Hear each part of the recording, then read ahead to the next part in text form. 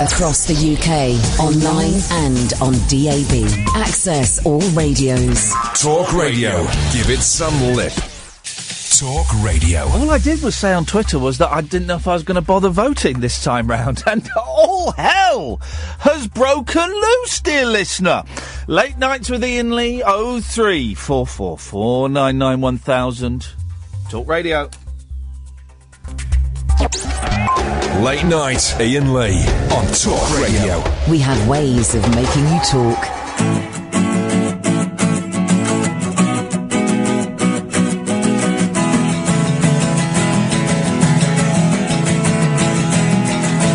They paved paradise, put up a parking lot with a pink hotel, a boutique, and a swinging hot spot.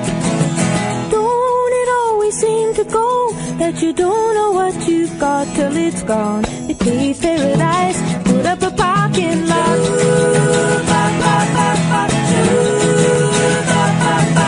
They took all the trees, put them in a tree museum, and they charged the people $1.50 just to see them. Don't it always seem to go that you don't know what you've got till it's gone. They paved paradise, put up a parking lot.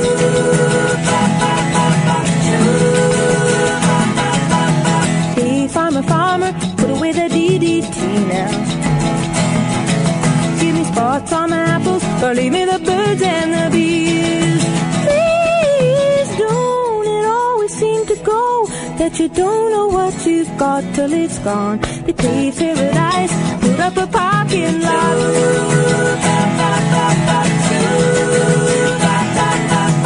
Late last night, I heard the screen door slam, and a big yellow taxi took away my old man. Don't it always seem to go that you don't know what you've got till it's gone. They paved paradise, put up a parking lot. I said, don't it always seem to go that you don't know what you've got till it's gone.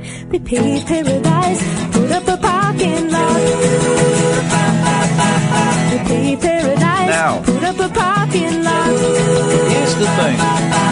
They paved paradise, put up a parking lot. Can I just say, I tell you what, whoa, hey! Shame on pretty much every newspaper today. Let me just see which you, because I don't want to tar them all with the same brush. The Daily Mail, yes, shame on you. Yeah, the Daily Mirror, shame on you.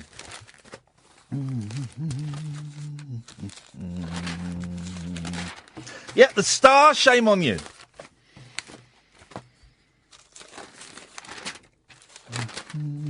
Yes, the Express, shame on you.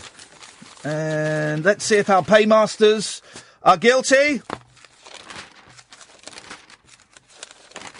Yes, the Sun, shame on you. Why have you all printed, like, so much? Some of you have printed pull-out sections about Ian Brady. Like, proper pull-out sections about Ian Brady. There are pages and pages and pages. Front page of most of the newspapers.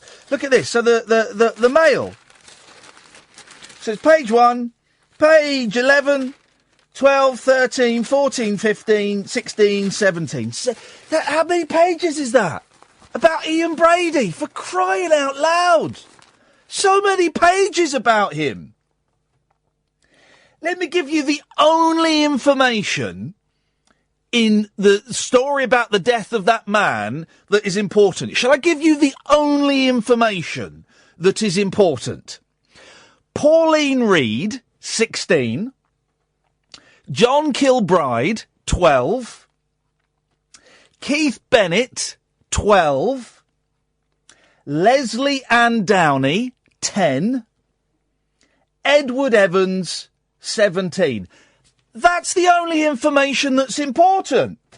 And yet, they've all got these huge 3, 4, 5, 6, 7, 8 pages.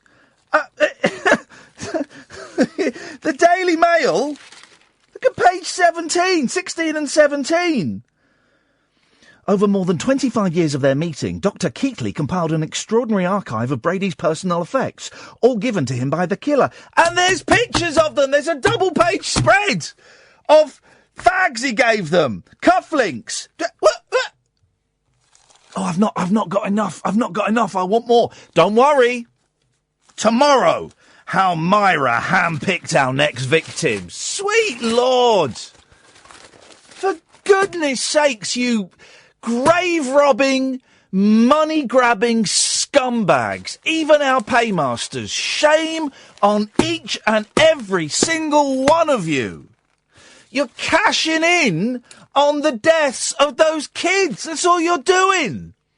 We all know the story. There's hardly anyone that's unaware of it. Some old nutcase who was a bastard has died. Can we kind of acknowledge that he's gone?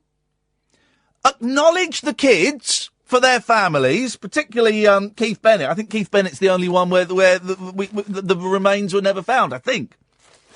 And then stop making money on him. Stop making money on him. It's horrible. It's the worst kind of titillation and exploitation. It's horrific.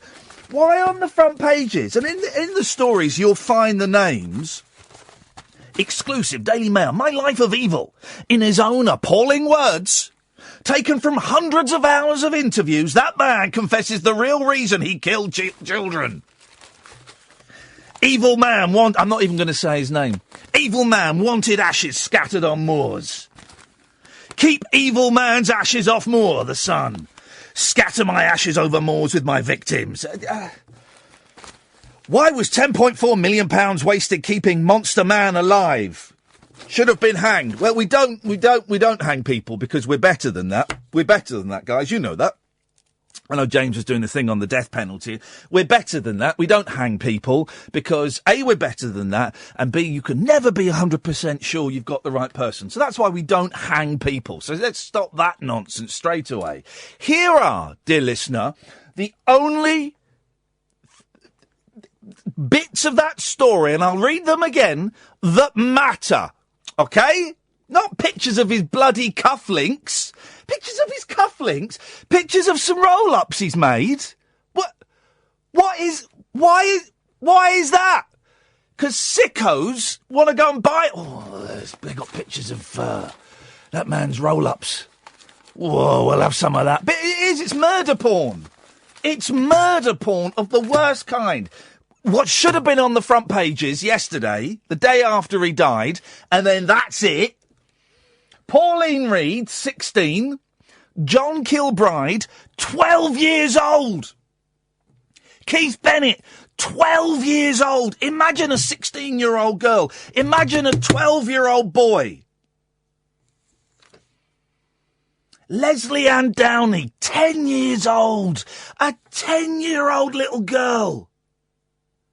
And the Mail, the Star, the Express, the Sun, the Mirror, they're all cashing in on that. On that! A 10-year-old girl. Edward Evans, 17, a 17-year-old lad. His entire life before him.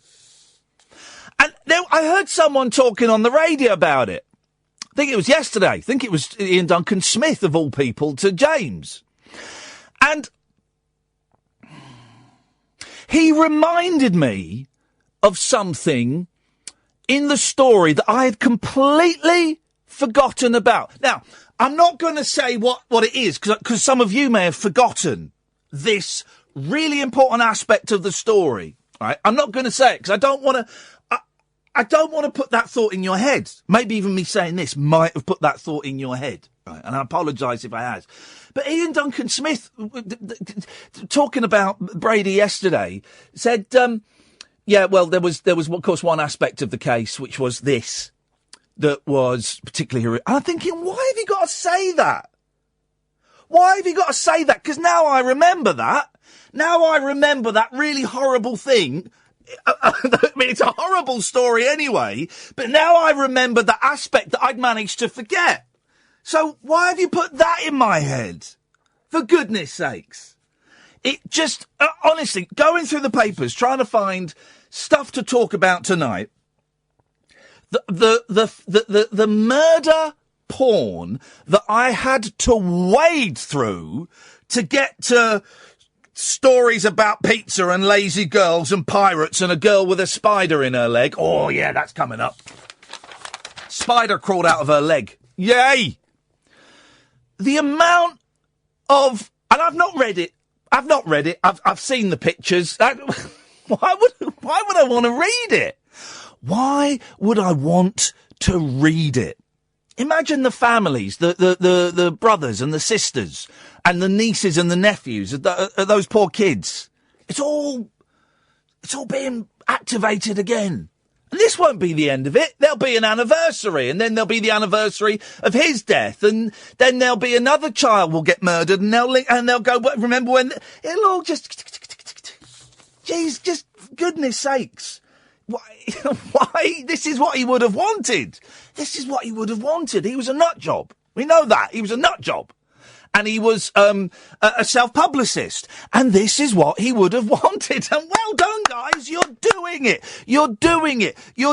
Even in death, you are doing what he would have wanted. And you are taking the focus. Of what is important, which are those children that were killed. And you are putting it on that arsehole. That's what you're doing. Happy? Are you happy? Daily Express and Daily Mirror and The Sun and The Star and The Mail. Are you happy? Are you happy with that? Really? Is that what you want? Because if that's what you want, then shame on you. Shame on you. You absolute scumbag grave robbers, the lot of you. 0344 499 1000 is the telephone number. Late nights with Iain Lee on Talk Radio. Late night Iain Lee. Unfiltered night talk with the original king of unconventional conversation on Talk Radio. We have ways of making you talk. Right, let's see where we go with this, shall we? Yes, Woody. Hello. Hello? Yes, Woody.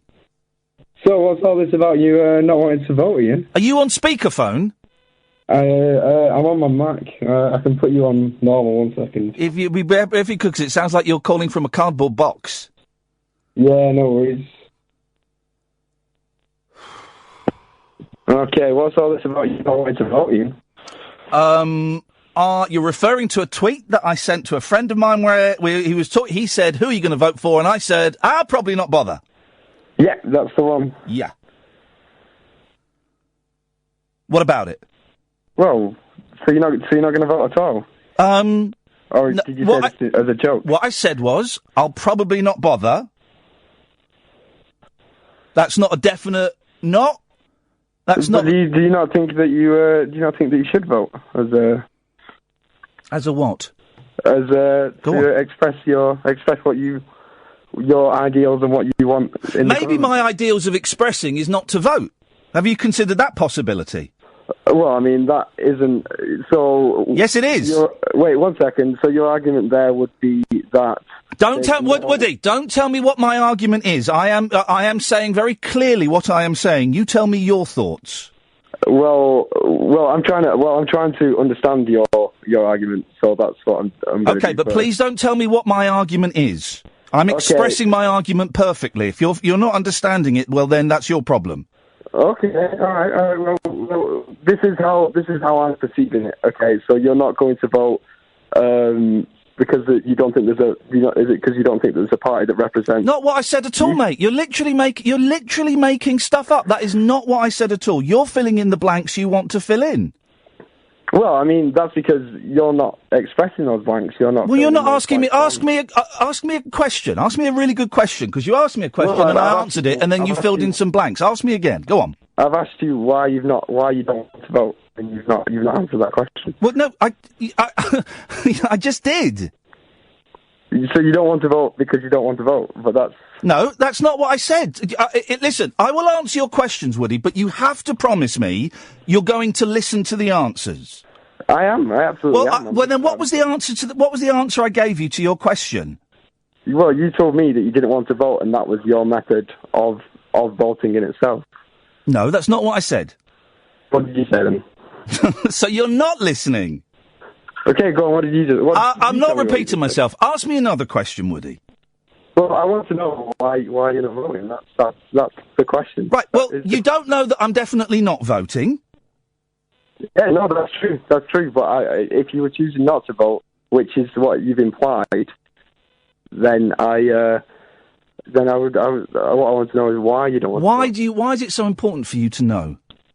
Well, it's just me wanting to understand your viewpoint. Why do you feel the need to understand my viewpoint? Why is that important to you?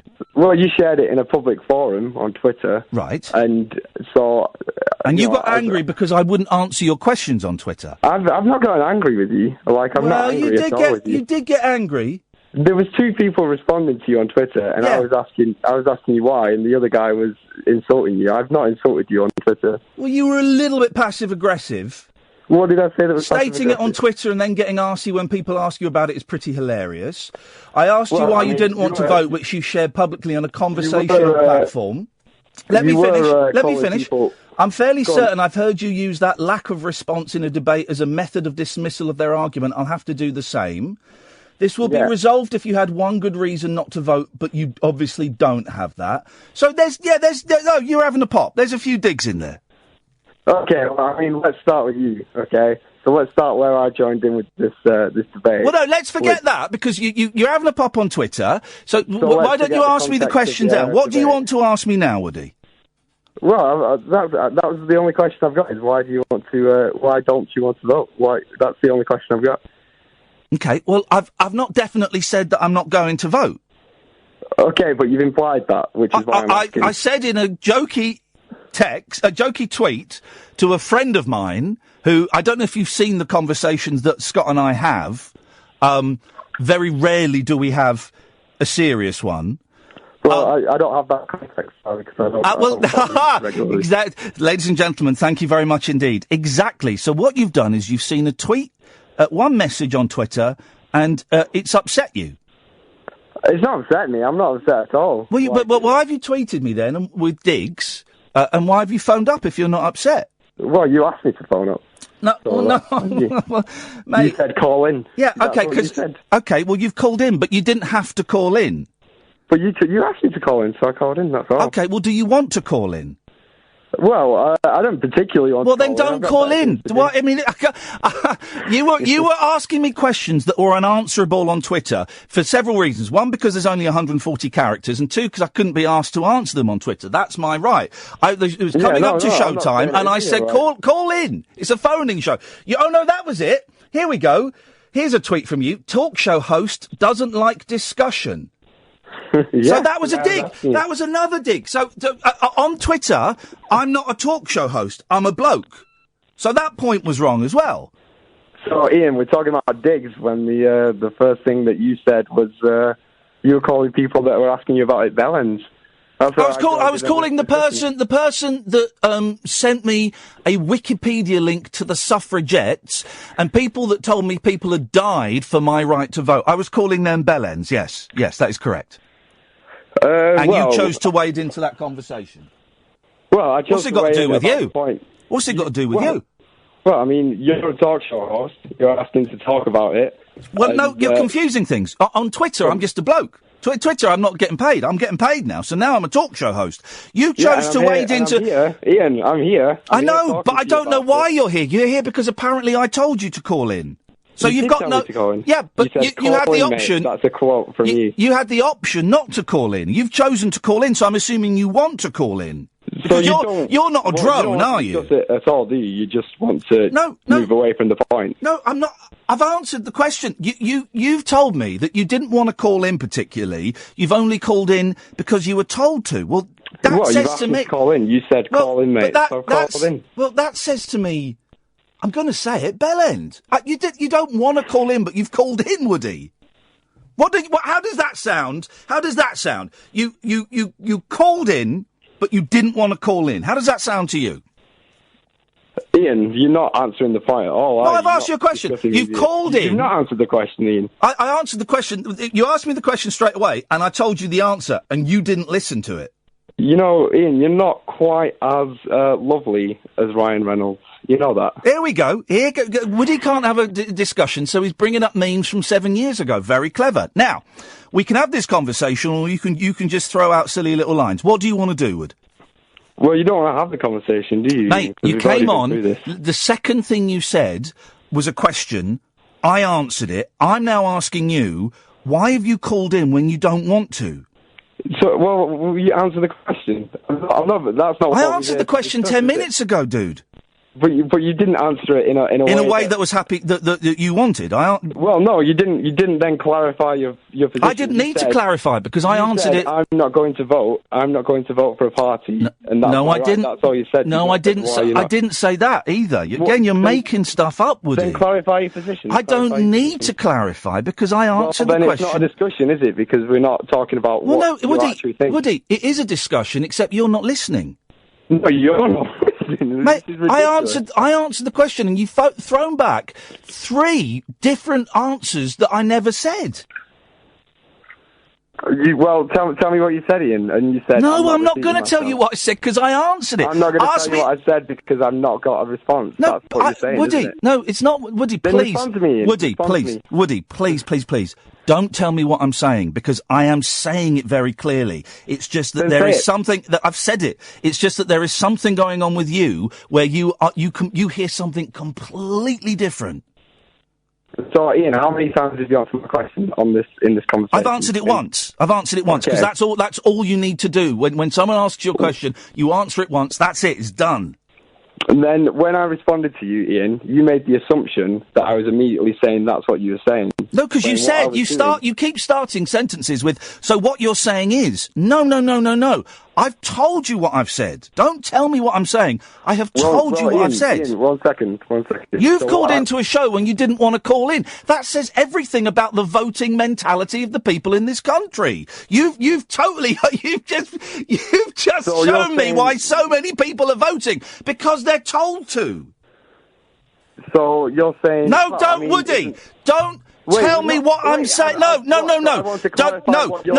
You don't need to clarify. You don't need to clarify what I'm saying. What I am saying is what I am saying. Please, don't tell me what I'm saying. I want to get 100% clarity. I'm speaking clearly, mate. Only an idiot couldn't understand this. Well, I can't ask you a question. No, you can ask me a question, but you can't say what you are saying is, because that's not what I'm saying. Every time I say, so what you're saying is, it's going to be a question, isn't it? Just drop that bit. Drop that bit, because every time I do Woody, you just put your fingers in your ears. No, I don't put my fingers in my ears. But no, please. Every time I ask Jesus, is this guy for real? No, Woody, don't. No, it's not relevant. When you start a question with "so what you're saying is," that means you've not listened to what I'm actually saying. What I'm saying are the words. It doesn't need clarification. I'm speaking very clearly. What I'm saying are the words that are coming out of my mouth, not that are coming out of your mouth. Try again without the "so what you're saying" bit. Go on. But if I ask you a question, are you just going to start talking over me? As long as it doesn't start with "so what you're saying is." I have said "so what you're saying." You've not let me say it. So as long as the question doesn't start with "so what you're saying is," I won't talk over it. Yeah. So, don't you see how ridiculous that sentence is that you're saying right there? No. Don't you see how ridiculous you're being? So a man, let's just... No. I don't want to know about a man. I want to have this conversation, Woody. You can ask me anything. Woody, I don't want an analogy because I don't think you're clever enough to do it. So listen, I am going to let you... You are an idiot. Okay, Woody, I'm going to let you ask a question, but please promise me it won't start with "so what you're saying is." I got faith in you. You can do this, Woody. Away you go. I'm very capable of asking a question that says not, but you don't. Well, then do it. Do it now. I asked you to clarify your position. No, we've answered, mate. We've answered that question. Ask me a question. I want you to clarify why you wouldn't vote in the election. That's what I've asked. That's all. Well, I've not said I'm not going to vote in the election. Well, you've implied that, and you've said that yourself. No, I haven't said that myself. I said so. A friend said, "Who are you going to vote for?" I jokingly said, "I'm probably not going to bother." And you've extrapolated from that I'm definitely not going to vote. It was a serious comment. And in the next tweet you said... What's your question? And then in the next tweet you said... What's your question, Woody? Woody, what's your question? If you were not to vote in the election, why would that be? That was my question. It's a good question. But you don't have an answer to it. I'm thinking, Woody. I'm thinking, because unlike you, I don't just dive straight in and spout words. I'm thinking. Did you made it seem like just as... Woody, I'm thinking, mate. You've asked me a question. I'm trying to think of the answer. Sorry? Are you still there? Have we lost him? Woody? I'm here. Okay, you keep disappearing. Right, okay. So you want to play a hypothetical game? Yeah, well, you made it seem like a serious possibility, but if it's No, I didn't, mate. You saw one tweet, and like all of the Twitterati, you took it out of context and made up your own extrapolations, which is fine. So, let's play a hypothetical game. You're ignoring the next tweet that you made, which said, well, actually, I might not seriously vote now, if that's what you said. The next tweet was... I seriously might not vote now because of all you bellends. And you took that seriously, Woody. You took that seriously. And I think that says a lot about your soullessness. Do you want me to answer the question? 1 second. Do you want me to answer, Woody? I would like you to answer. Well, then stop. Then don't throw any.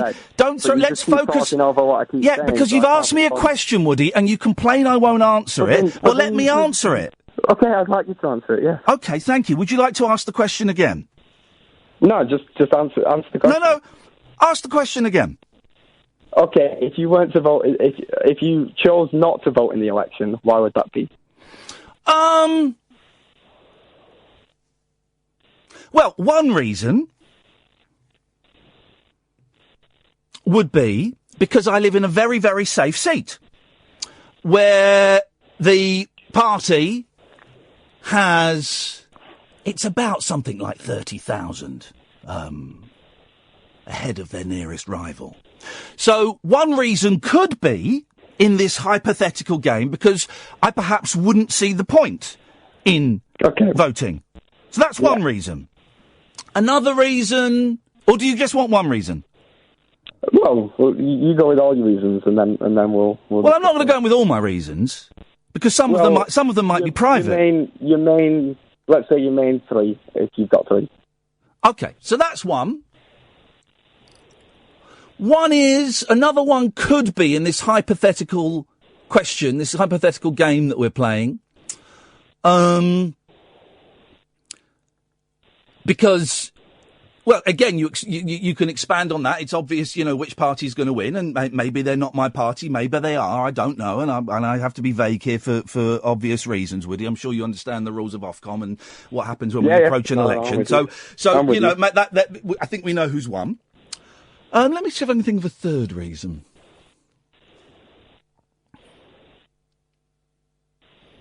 I can't be bothered. There we go, that's a third reason. They're all hypotheticals. Okay.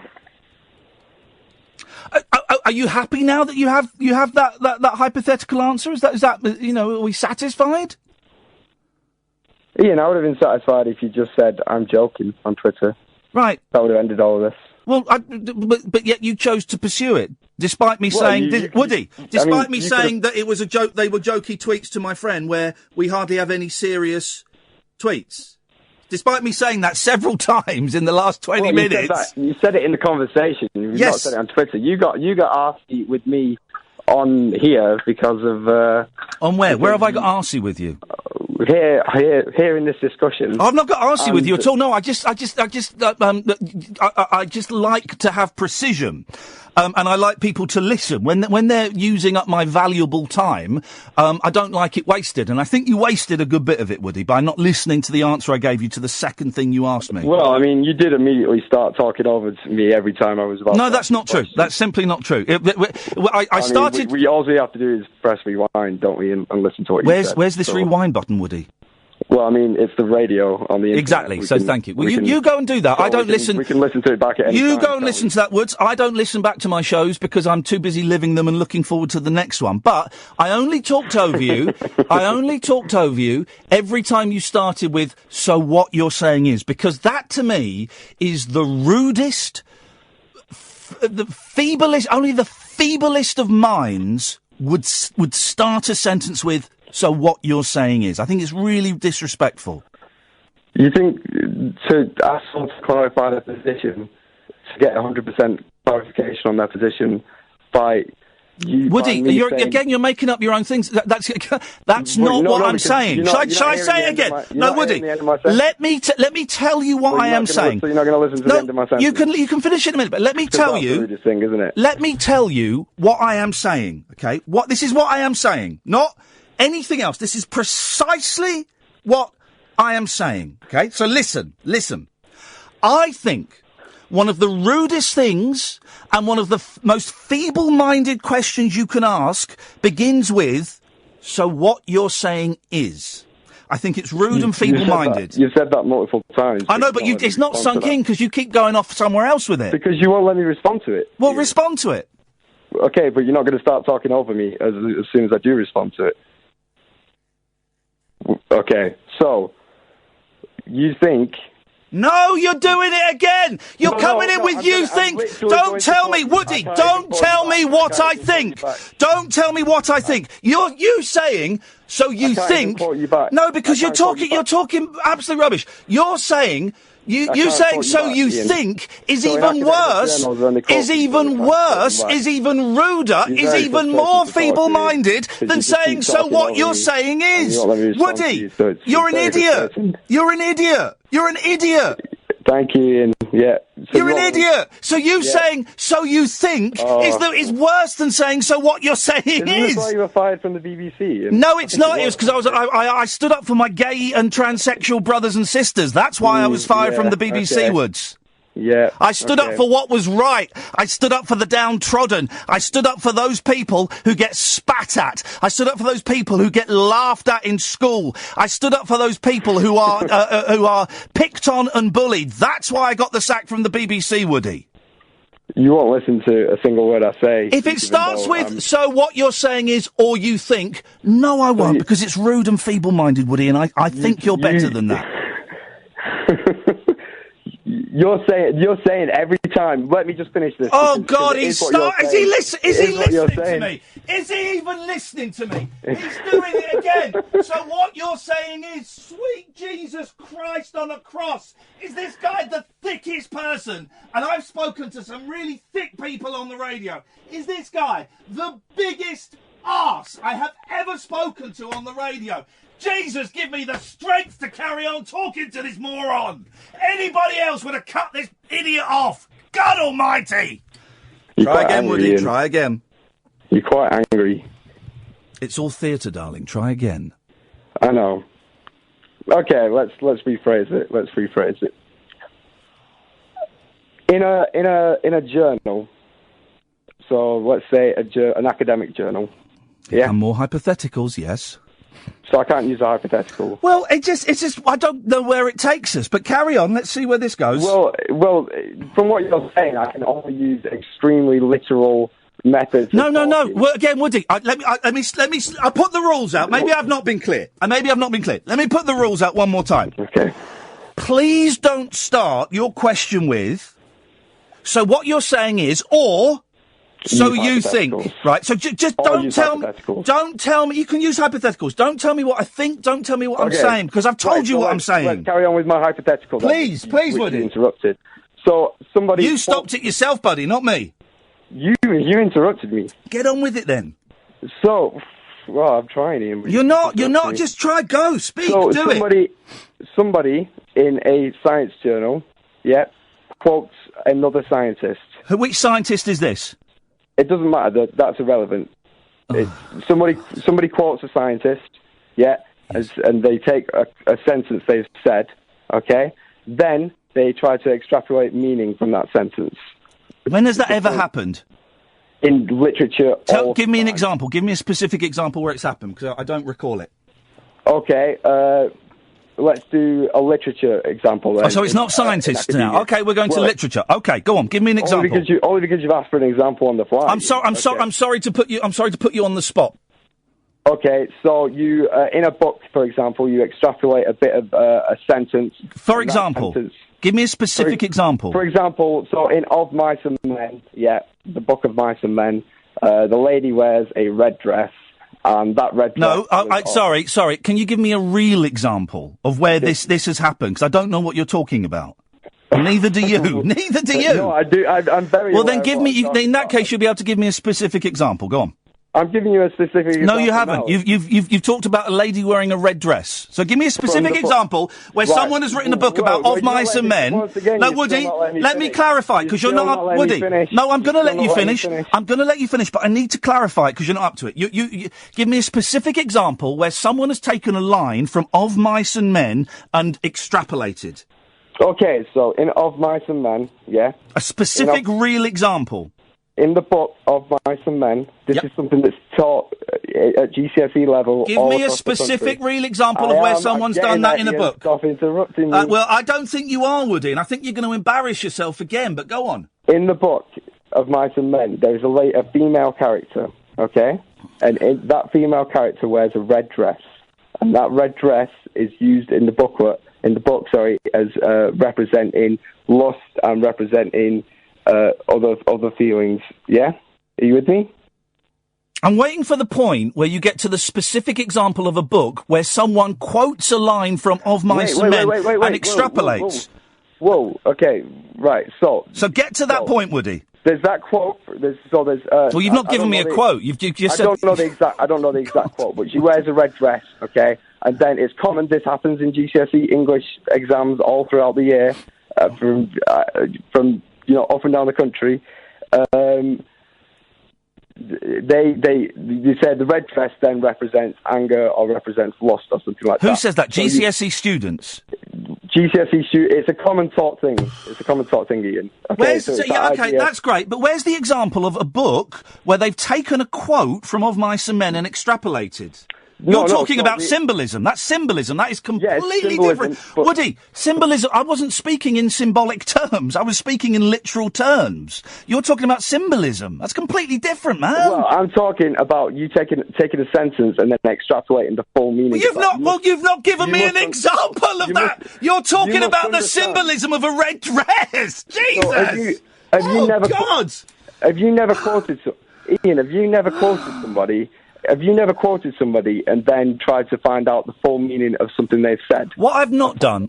So we're putting the symbolism to one side. Ian, answer that question. Yeah, okay, I'll answer that question, but can I just clarify the red dress thing? That was a MacGuffin. First. No, because you can't clarify. No, I can't. But just to clarify, the red dress is a MacGuffin, is it?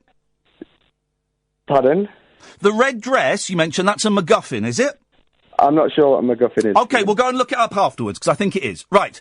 What was the question you asked me? So, we've moved on. Exactly, Woody. This is why you're not doing very well at this. We've moved on a few times. When I ask a question, 20 seconds ago, when I ask a question, I remember it. Here you go. Here comes the question again. It's a question. So you've never taken a quote from somebody and tried to get the full meaning out of what they've said. As in, sometimes some people say things, and then you want to clarify the subtext. That's probably the best word for it. Yes, I've done that. Yes, in written work, I've done that. Yes. Okay. So written work, just like in written work, when I'm asking you a question after something you've said. Oh no, sorry. You're talking about conversation. No, I've never done that because I'm not an idiot. When people say things, I take what they're saying. No, not in a conversation. I've never in a conversation said to someone, so what you're saying is, because I know that the words that have come out of their mouth, that's literally what they're saying. Of course, I've done it when examining the works of Vonnegut or something like that, or Shakespeare. Yes, of course. By phrasing it as a question, I'm giving you further opportunities to clarify. I don't need to clarify, though, Woody, because I speak very clearly. Now, you don't, and I can understand why people may throw that at you, but I speak very clearly. I say what I mean. Yeah, or sometimes just don't say what you mean. No, I say what I mean. I answer the questions and I say what I mean. If your intelligence isn't up to scratch so that you can understand that meaning, well, then that's your problem. That's not mine. I feel like if you cannot see why it's necessary for someone to respond and get clarification on something you said. I don't need to dumb down. I'm not going to come down to your level. I'm going to try and bring you up to my level, Woody. That's what I'm trying to do. I was asking you to be more precise, Ian. No, I was very precise. I was very precise. Tell me exactly what you said then. Well, I've said it already. I was very precise. Right, yeah, Woody, exactly. Woody, I'm not going to dumb down. I'm going to try and bring you up to my level. You'll thank me in the end. You will thank me in the end. Very intelligent, Ian. Sorry, I missed that. You're mumbling. You seem very intelligent, Ian. Sarcasm, that's fair enough. I know you're feeling butthurt, and that's fine. That's fine, but you will thank me in the end. Okay, I'm quite bored of this now. I'm going to give a shout-out to Stephen Roebuck. He's giving shout-outs, ladies and gentlemen. He ended it by giving shout-outs. Oh, God, I needed that. That was fun, wasn't it? 0344 499 1000. Late Nights with Iain Lee on Talk Radio. Across the UK, online and on DAB. Late Night, Iain Lee on Talk Radio. We have ways of making you talk. Shout out. Oh dear. Where's the Twitter? This isn't banter. It's combative, insulting and uncomfortable. It definitely isn't banter. He gets very angry and combative. It's a shame.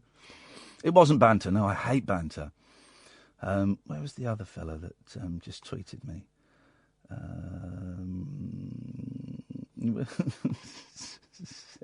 Said, do you always have to be so ridiculously condescending whenever someone challenges you on something? Yes, darling, it's called theatre.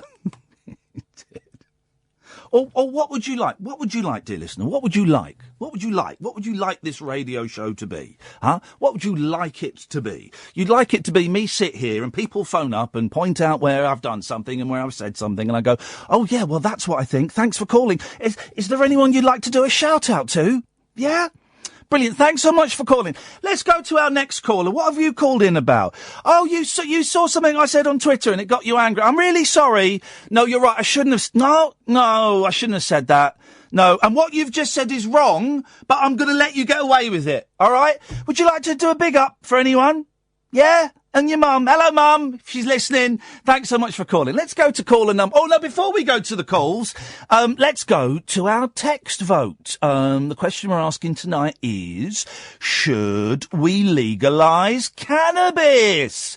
And it looks like we've got one or two tokers in the audience because a whopping 62% of you want to legalise the weed, free the weed, while the rest of you don't want to do that. We'll keep looking at that throughout the show. You can text in at any point and we'll tot it up. And at the end of the show at 1 o'clock, we'll have a completely meaningless, pointless percentage division that takes us nowhere, that teaches us nothing, that advances no argument whatsoever and enriches our lives not one jot. Is that what you want? Is that what you want? All right, and then tonight we're going to have a little bit of fun because it's quite heavy with all the Ian Brady stuff and all of that. So we're going to have a little bit of fun. And I'm doing a poll on Twitter. And I want to know who was your favourite Blue Peter pet? Was it Petra or was it the tortoise? Let's go and have a look at that. Can we get the latest on that yet? Well, oh, look at that. A lot of tortoise fans. 62% of you prefer the tortoise over Oh, Petra! Get down, Shep. I know it's a different... it's a bit of fun. Anyway, back to Ian Brady and those horrific murders. Is that what you want? Because genuinely, after the day I've had today, I have got no friggin' idea. I've got no idea what you want. I don't know. So do you want that? Every time someone phones up and they are wrong, you want me to just sit here and nod and go, well, that was a great call. Thanks very much. You hate the blacks? Okay, thanks for calling. That's great. Yeah, all Muslims are terrorists? Thanks so much for calling. Do you want to do a shout out to anyone? Get in there. Well done. Is that what you want? Because that's what they do at the other place. That's what they do over there. Do you want that? All those bloody Muslims. The thing about Islam is it's a death cult. Is that what you want? Is that what... Because I can do that. It's a death cult. You read the Quran, and I know this because Stephen Lennon, you may know him better as Tommy Robinson.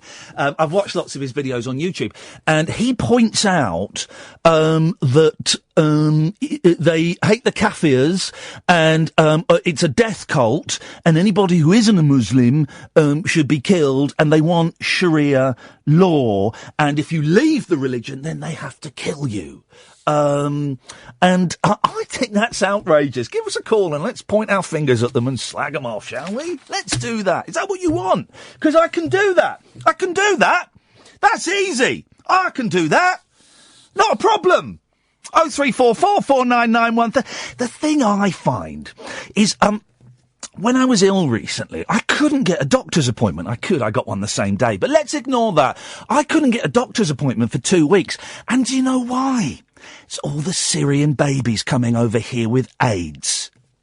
Oh, they bring all the AIDS-ridden Syrian babies over in their boats, and they jump in the front of the queue at the NHS. They take up all the doctor's appointments. My friend's, Steve's, Nana's second cousin can't get a council house because of all the Syrian AIDS babies. It's outrageous. It's outrageous. They come over here, jump the queue at the doctors, get the council flats, get the benefits, get all of that. There's 25 of them to a bedroom. It's outrageous. We need to stop it. We need to close our borders. We need to make Britain great again. That's what we need to do. Is that what you want, guys? Is it what you want? Because I will do that. I can do that. That's easy. That's brain dead. How does that enrich our lives? It doesn't. It doesn't. It poisons our lives. That's what it does. It poisons our lives. And it makes us more hate-filled and makes us more sanctimonious and makes us more fearful. I don't want to be afraid. I don't want to be afraid, guys. I don't want to. I want to be filled with love and joy. What's so funny about peace, love and understanding? Seriously, right? If you want phone-ins about Brexit, Muslims, Syrians, old sweets, bringing back hanging, bringing back legalising weed, kids' TV shows from the 70s. Is that what you want? Is it? Because I'll do it. I'll do it. I will do it for you if that's what you want. But I don't want to come down to your level. I want to bring you up to mine. It's so much nicer up here. It's so much nicer up here. Come and join me. There's so many places where you can go and have all of that. Where the finger is pointed at brown people. The finger is pointed at people that worship different gods. Oh, man! If I want to draw a picture of Muhammad, then I should be allowed to. It's a Christian country. They come over here. Well, I'm going to draw a picture now. If you want that, I can do that. I can give you that. But I don't think you want that. Maybe I'm wrong. Here's the thing, right? Maybe I'm wrong.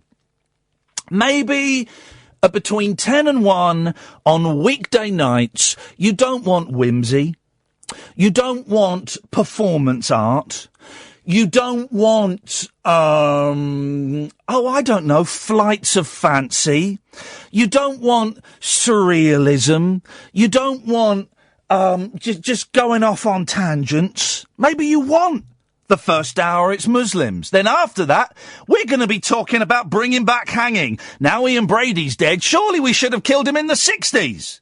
And then after that, we're going to talk about any old crap that will get you on the phones and get you angry and get you scared when you get into your bed tonight. I don't know. Is that what you want? Is that what you want? I don't know. I just don't know. I thought I had it right. I thought I had it right. I thought I had the key and I was almost got it in the lock and the lock was almost turning and I could hear the tumblers in the lock going and it was just one more twist and then we'd open the door and we'd be bathed in brilliant sunlight and it would be golden and harmonious and wonderful. But maybe I got it completely wrong, and I am taking us up a blind alley where nobody benefits. I don't know. The amount of flack I get on emails and on Twitter and on texts from people saying, well, your show's rubbish. Your show's rubbish, and you don't make any sense, and you're arrogant. Guys, I am a walking mess of self-loathing and low self-esteem. But if you're doing a show like this, you have to display arrogance. It's my name above the door.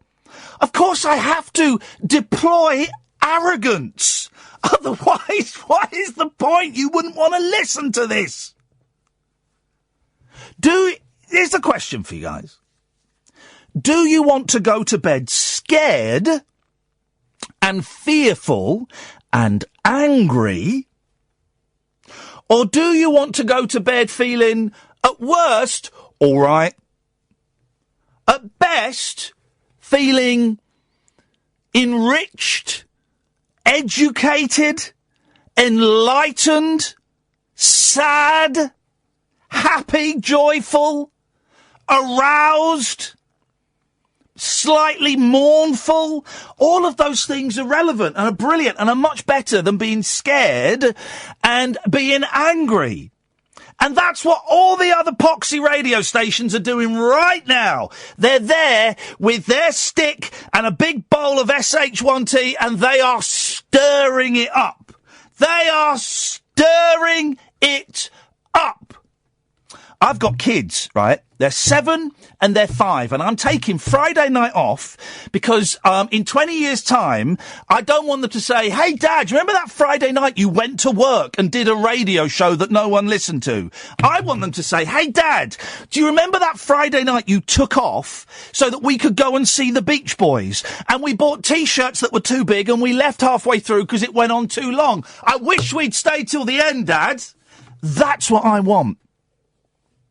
And I don't allow them to listen to speech radio because I don't want them scared. I don't want them terrified. I worry about the world we're creating for my children. We're creating a world of darkness and fear and shade. And we should be creating a world of sunshine and light and gold. Now, is that what you want? Because that's what I'm offering. That's the option I'm offering you. Okay? Right. Thank you. Darren, Paul, Dredge, stay there. I will come to you after the news. Dear listener, you are listening to Iain Lee on Talk Radio. Thank you very much. Late night, Iain Lee on Talk Radio. We have ways of making you talk. Here's a message from the Haters Club, dedicated to the one I love. I've been cursed by your wicked kiss. Once felt, it's forever missed, forever missed. I'm a member of the Haters Club, and I'm hating every minute of me without you, you without me. Give me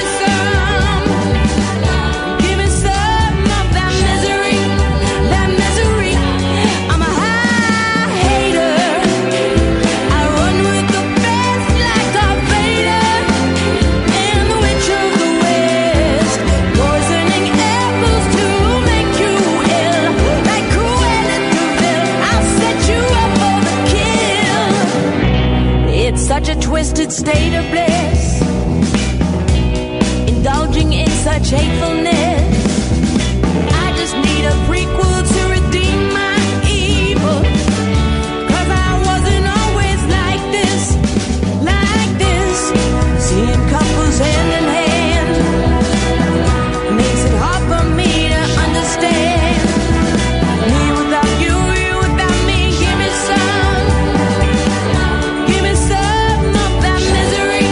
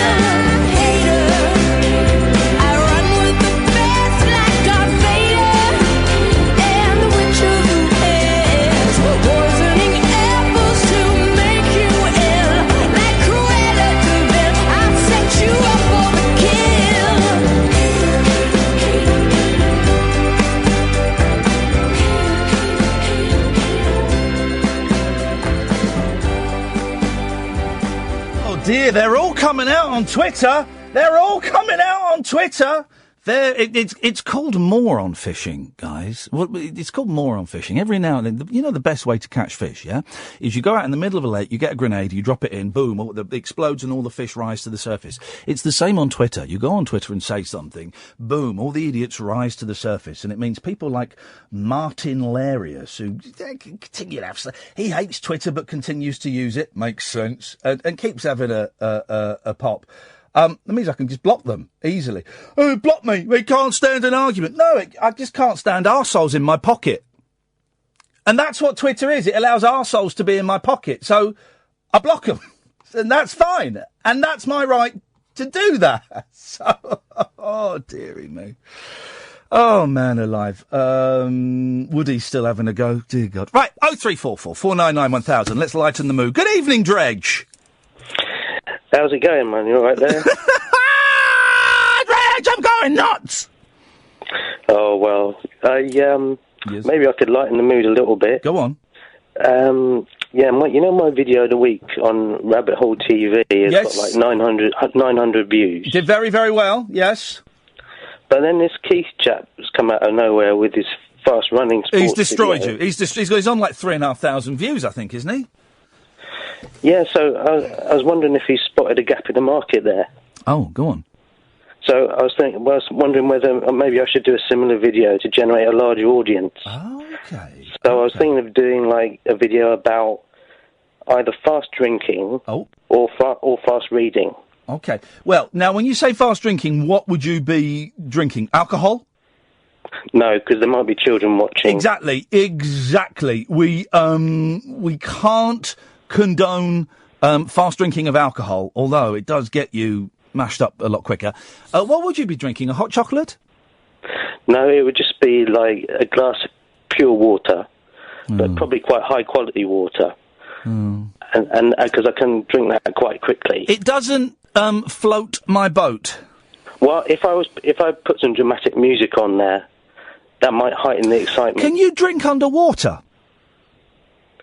I've never tried it. Can one drink underwater? Well, that would make an interesting video, but it might kill me. But would you... Here's the thing, if you were drowning, if you just drank it, and then when you got full of the water, you could just pee it out. So it'd be like circular breathing when you play the didgeridoo, but you'd be drinking, and then as you got full, you'd pee it out, and you wouldn't drown. Is that how fish work? Is it? I don't think I could do that on a video. Okay, it's just a suggestion. If you could reconsider, I've got a mate who's got a plastic cover for his iPhone, so he can film it underwater for you. But okay. Well, the other idea was possibly fast reading. Oh, I am a fast reader. Yeah. How long does it take you to read a book? Well, say you get 3 books from the library, you got them for a month. When are you going back to change them? Probably the next month. Wow, that is, and they're big books. They're grown-up books, yeah? Yeah, I mean, probably. Well, one might be more of a sort of Enid Blyton. Yeah. And then there's one, a Ladybird book. Would that be classed as a children's book? It would. Yes. There's no way around that. Yeah. And then the third one, probably Tolstoy. Oh. So I could do a video of reading them. Yeah. Because I can get through them in about a month. So there could be a little countdown clock in the corner there. What's the longest video up on YouTube? Is it one of yours? it would feel like it. It would feel like it. I don't know, actually. Some of them go on for ages and ages, don't they? For months. Yeah, some of them do. Some of them do go on for... I mean, some films... You get films that are like 8 hours long, but then wasn't there a film recently that's like 3 months long? That's just silly. 3 months long? Yeah, there was a film that was 3 months long. I'm sure of it. Probably one of those bleak Norwegian films. Yeah. But I was thinking maybe it could be like, maybe I could just read like an old comic or something on this video. Because they're quick, aren't they, to get through? You can speed through them. Yeah, well, I tell you what, Dredge, you film it. Yep. Okay, great. Because Keith was going to do fast eating, but that idea has gone... Fast eating, Keith is now going to put a young child on a rocket-powered bike, which I don't know quite... I don't know if... that worries me. Where's he got that from?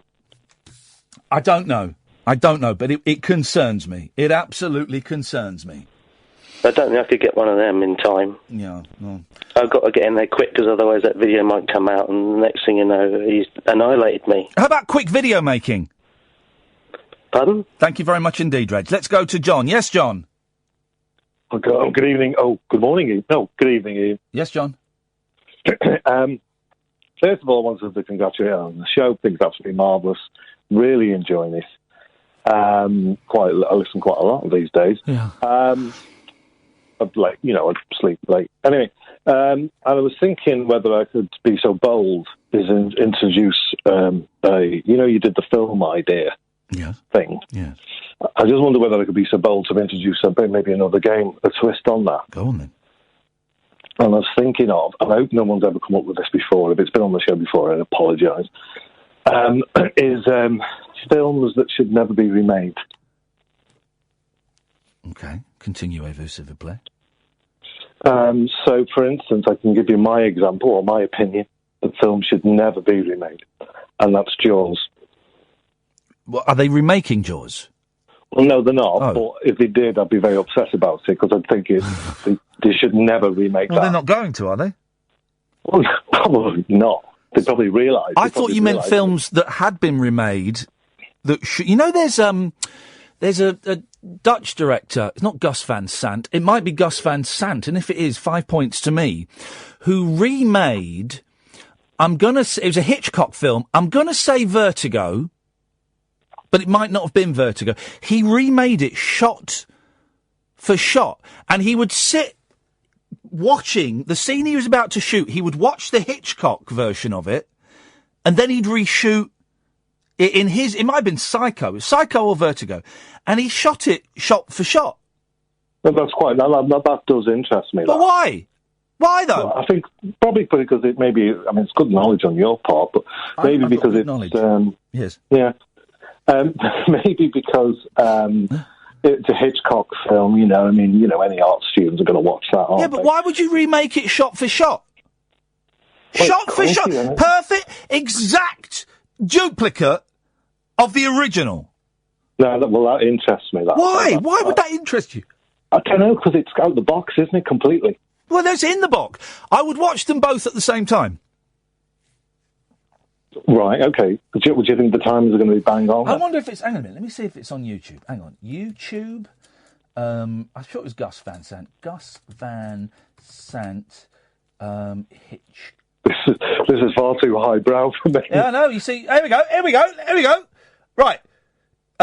Here we go. It was Gus Van Sant. It was Psycho. And, right, I'm going to... Here we go. I've got a comparison. Here we go. Psycho, Hitchcock versus Gus Van Sant. Right? I'll tweet the link in a second. So there's Hitchcock. It's black and white. She's writing down numbers. And she's got her left hand on her thing. The shot, then they've cut, it's exactly, even when she puts the lid on the pen. And rips the paper, exactly the same. Hang on a second, let me tweet this so that all my friends on Twitter can enjoy this. Hang on a second. That's my day sorted. Here is the Psycho remake right next to the original. Let's have a little look-see. There you go. Watch that, guys. Enjoy it. That's my gift to you. Anything else, John? No, I think that's pretty much That'll do it. Thank you very much indeed. 03444991000. Late Nights with Ian Lee on Talk Radio.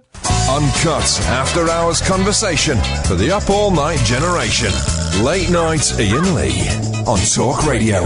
We have ways of making you talk. 03444991000 is the telephone number if you want to give us a call. You're more than welcome to. Let's go to Darren. Yes, Darren? Hip, hip, Ian. Hip, hip, hip, Darren. How you doing? I've had better days, mate. How about you? How's your day been? I've had a long day, but a good day. Why has it been good? Give us some good news. What's happened? Well, blimey! It's just been a good day. Nothing's gone wrong at work, so can't complain there. Yeah. And that's it, really. That's a bonus. That's a bonus. No particular reason. Good. Yeah, well, I'm glad you've had a good day. It gives the rest of us hope. Well, this is it. And if you've not got hope, what's you got? Yeah, you. exactly. It's true. Yeah. Anyway, what you called in for, man? Well, before I say what I'm calling for, the call before last, speed drinking and speed reading. Yes. Why not do like a yard of ale, but because the kids thing, but like a yard of hot Bovril while speed reading. Oh, I like that. And combine the two. Do you? We had in our loft for years one of those yard of ale things. My dad used to steal. He was a thief, basically. But people would also give him stuff, and he had loads of bottles of scotch up there because back in the 70s and 80s, he would steal stuff, give it to people, and they'd pay him in scotch, and he didn't drink scotch. But the yard of ale, can you only do it with ale? Because I would quite happily watch someone do a yard of fizzy pop. Oh, like you could, yeah. I'd cheer that on. Here we go.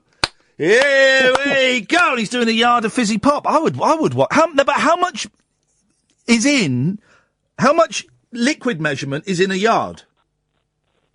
Well, there's a question. A pint? 5 pints? Maybe it's a gallon. How much is a gallon? No, that's not. No, a gallon's one of those big drums, isn't it? Yeah, it's not a gallon. Couldn't be a gallon. No human being could survive a gallon of fizzy pop. Flip it. I think it's only like about a pint and a half or something.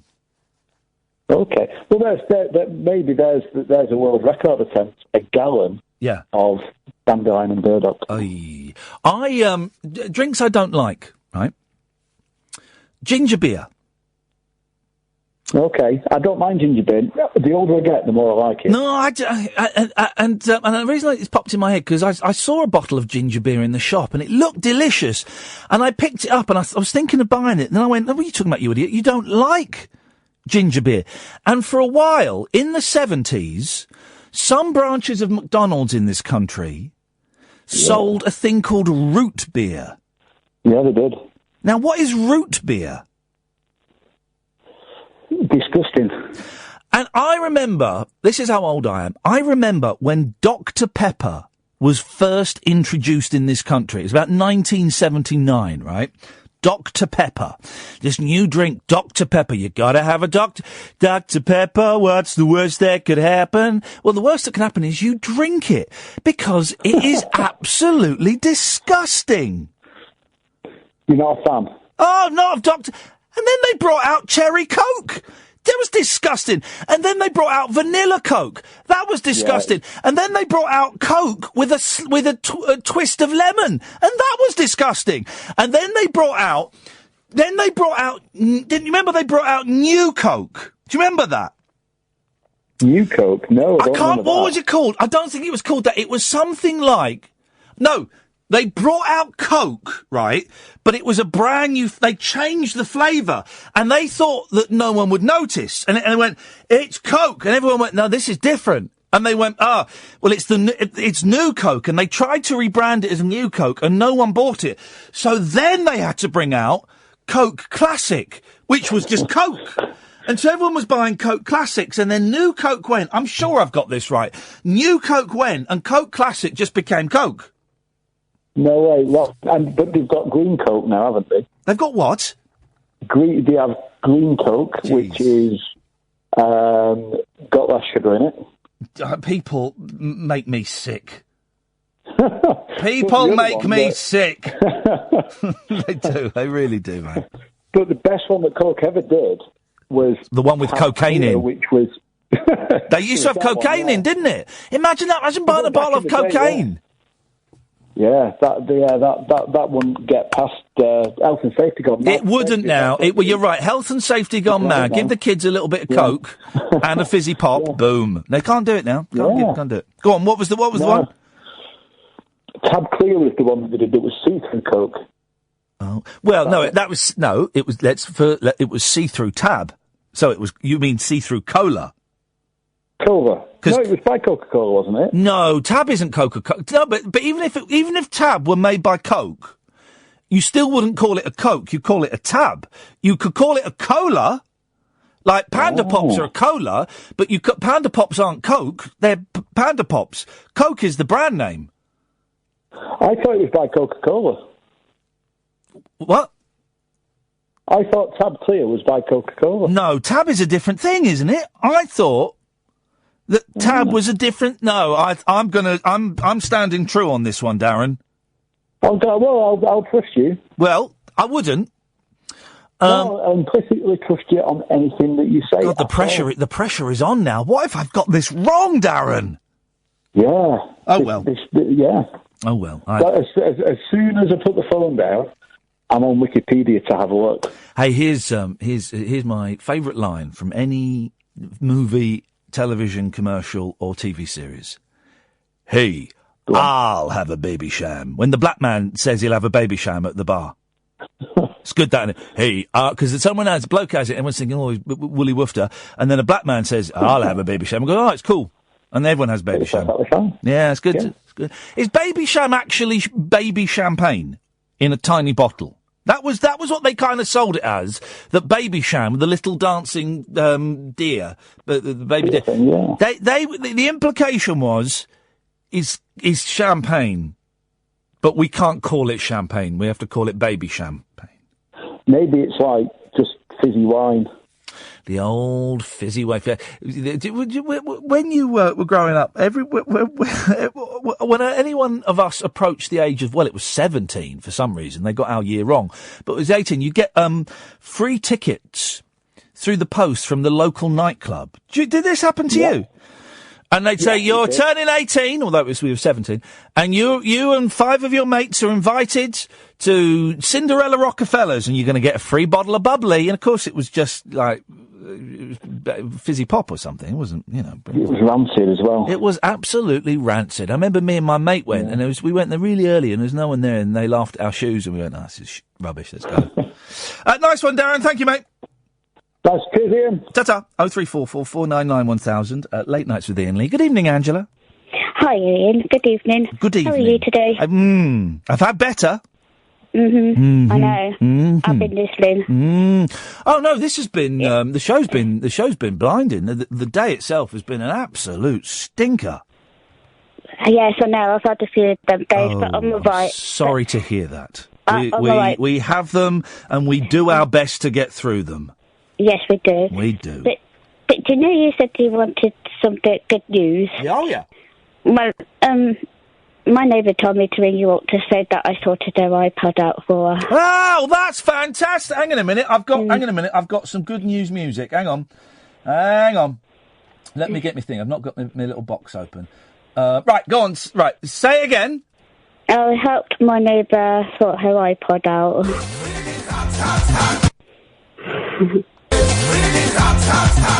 There we go. It's good. That's good news. It's good news, isn't it? Oh, we'll have this open tonight. There we go. Off with his head. Doorbells. You looking at me? You looking at me? George. Oh, no, we can't play that. We can't play that one. No. can't play that. Well, that's How did you do it, Angela?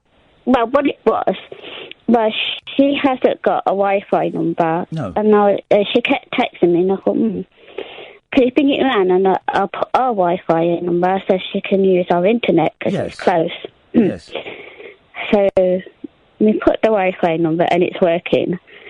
And she said, and then I sorted all the apps out so she can have gamers on it, and I showed her where she can get her books and audio and all sorts of things, and she said, that shop, I'm going to tell them to employ you because they can't do it. Oh, flipping heck. And I said, well, these places need a Wi-Fi, don't they? Yes. To help you understand how the iPod actually works. I've only just, literally, only just this week worked out how to change the name of my Wi-Fi in my house. So you know when it comes up, there's like Wi-Fi. It's got all the. It's like Talk 6329 and BT 16. You can change the name. Yeah, you can. And I've got a feeling my next door neighbour somehow is piggybacking on my Wi-Fi. So I've changed the name of my Wi-Fi to get off my effing Wi-Fi, you thief. I have. Know how he's done it, or her? I don't know how. I saw one once. Someone tweeted it, and they lived in a flat. And there were people above and below and to either side. And they changed the name of it. They obviously had problems with noisy neighbours. So they changed the name of the Wi-Fi to, could you please turn down your SH1T music? Fantastic. Sending messages to your neighbours via Wi-Fi. And now I have the power. It's quite complicated. You've got to go to a weird website and mess around and stuff. But it feels like Matthew Broderick in War Games. And you can get a special app on the internet to show you how to hack into your neighbour's Wi-Fi. Hang on. Yeah. Well, we can't condone that because that's illegal. I know. How to hack into your neighbour's Wi-Fi? But don't they have like a 10-digit WAP code? WAP. Yeah. WAP. Yeah. Is it WAP enabled? Do you remember? Was it called WAP? The first online stuff you could do on phones, but it was rubbish. And loads of people. I know someone who invested loads of money in WAP enabled. Got these WAP. It's the future WAP websites. And then within about a year, they'd become obsolete because people actually had the real internet on their phone. But they invested loads of money in like in chat rooms and it was WAP enabled and it was rubbish, Angela. It was rubbish. Yeah, it was rubbish, wasn't it? Rubbish, wasn't it? Yeah. There was like a good system at college called what was it called? System 36, and that was System good. 36. Yeah, it was like a word processor, and my friend said, "You're too good on that," because they kept asking me how to do it. Yes. In the end, I said, "Oh, give it me here," and I just sorted it out. And then on the last day, he said, "Why don't you? Well, you can. There's something." You could send a message, but you can send it all over. Yes. And I said and they said send a message, say like thanks for having us. Yeah. And I pressed the return button, and I said thank you for having us. And all right. The first, I can remember exactly the first time I went online. Right, the very first time I went online, it was when I'd left college. And I'd gone back to Slough, as you do. When you leave college, you get reminiscent about where you grew up. So I went back and saw my mate Slim. It would have been 1996, 97. He'd been kicked out by his dad, and he lived in where his granddad used to live, but his granddad had died, and it was a tip. But he had a computer, and he was online. And I'd heard about these things called chat rooms, right? And I'd never been on one. I said, "Oh, can we ever go on the computer?" He's like, "Well, if you want." I said, let's go into a chat room. And I remember it vividly. I pretended to be Richard Madeley. And I pretended that I pretended I was Richard Madeley, and that Judy was, Judy was misbehaving.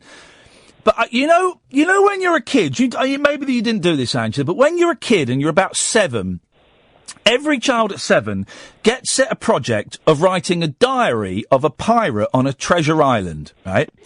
And the last entry always is, every kid does it and they think they're being clever. "Oh, I don't feel very well. I think I'm die." And then the pen goes down to the bottom where they've died as they're writing the word, "I think I'm die." And me pretending to be Richard Madeley on this chat room was the same, because I wasn't typing, "I'm die."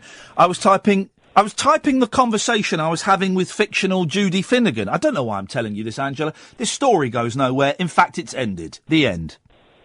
Well, thanks for calling. No worries, thank you. Ta-ta. 0344 499 1000. Late Nights with Iain Lee, Talk Radio. Late Night, Iain Lee on Talk Radio. We'll get you talking. Evening, one call. Hiya, how you doing? I'm good, thank you, mate. How was you? And you don't have to go into detail. I just wonder, it's been on my mind. How was your Saturday? Yeah, do you know what? I know I phoned in last night to speak to that magician, and I caught you at the end because you said at the end that you'd remembered about that. Yeah, I wondered how it went. Was it all right? I won't go into detail, but I thank you so much for remembering that. Oh, it's a pleasure. I knew it was an important day. And it went really well. Yes! Yes. Well done. Partly thanks to you for calming me down the night before. Well, I'll say that, and that's the truth. Mate, you're very kind. I don't think I had anything to do with it. I think it's because you're a good dad, but... It's better than calling the bloody Samaritans, isn't it? Well, they do a cracking job. I'm really pleased for you, mate. Well done. That must be... No, it must be went tough. really well. Good. Excellent. It's his actual birthday today, actually. So. Did you get to speak to him today? He called me. Yeah, I got to speak to him briefly. Oh, mate, I as a dad of two boys, I can't even begin. Well, I can. I can begin to imagine what it's like, and I'm glad Saturday was a success. I knew it would be. Yeah. It was just a build up to it. I just got myself wound up. Of course you did. Of course you didn't. That's understandable. Just anyway, I've got so many things to say tonight, really. But anyway, yes. First of all, I'll only finally finish because that Ian Brady doesn't deserve.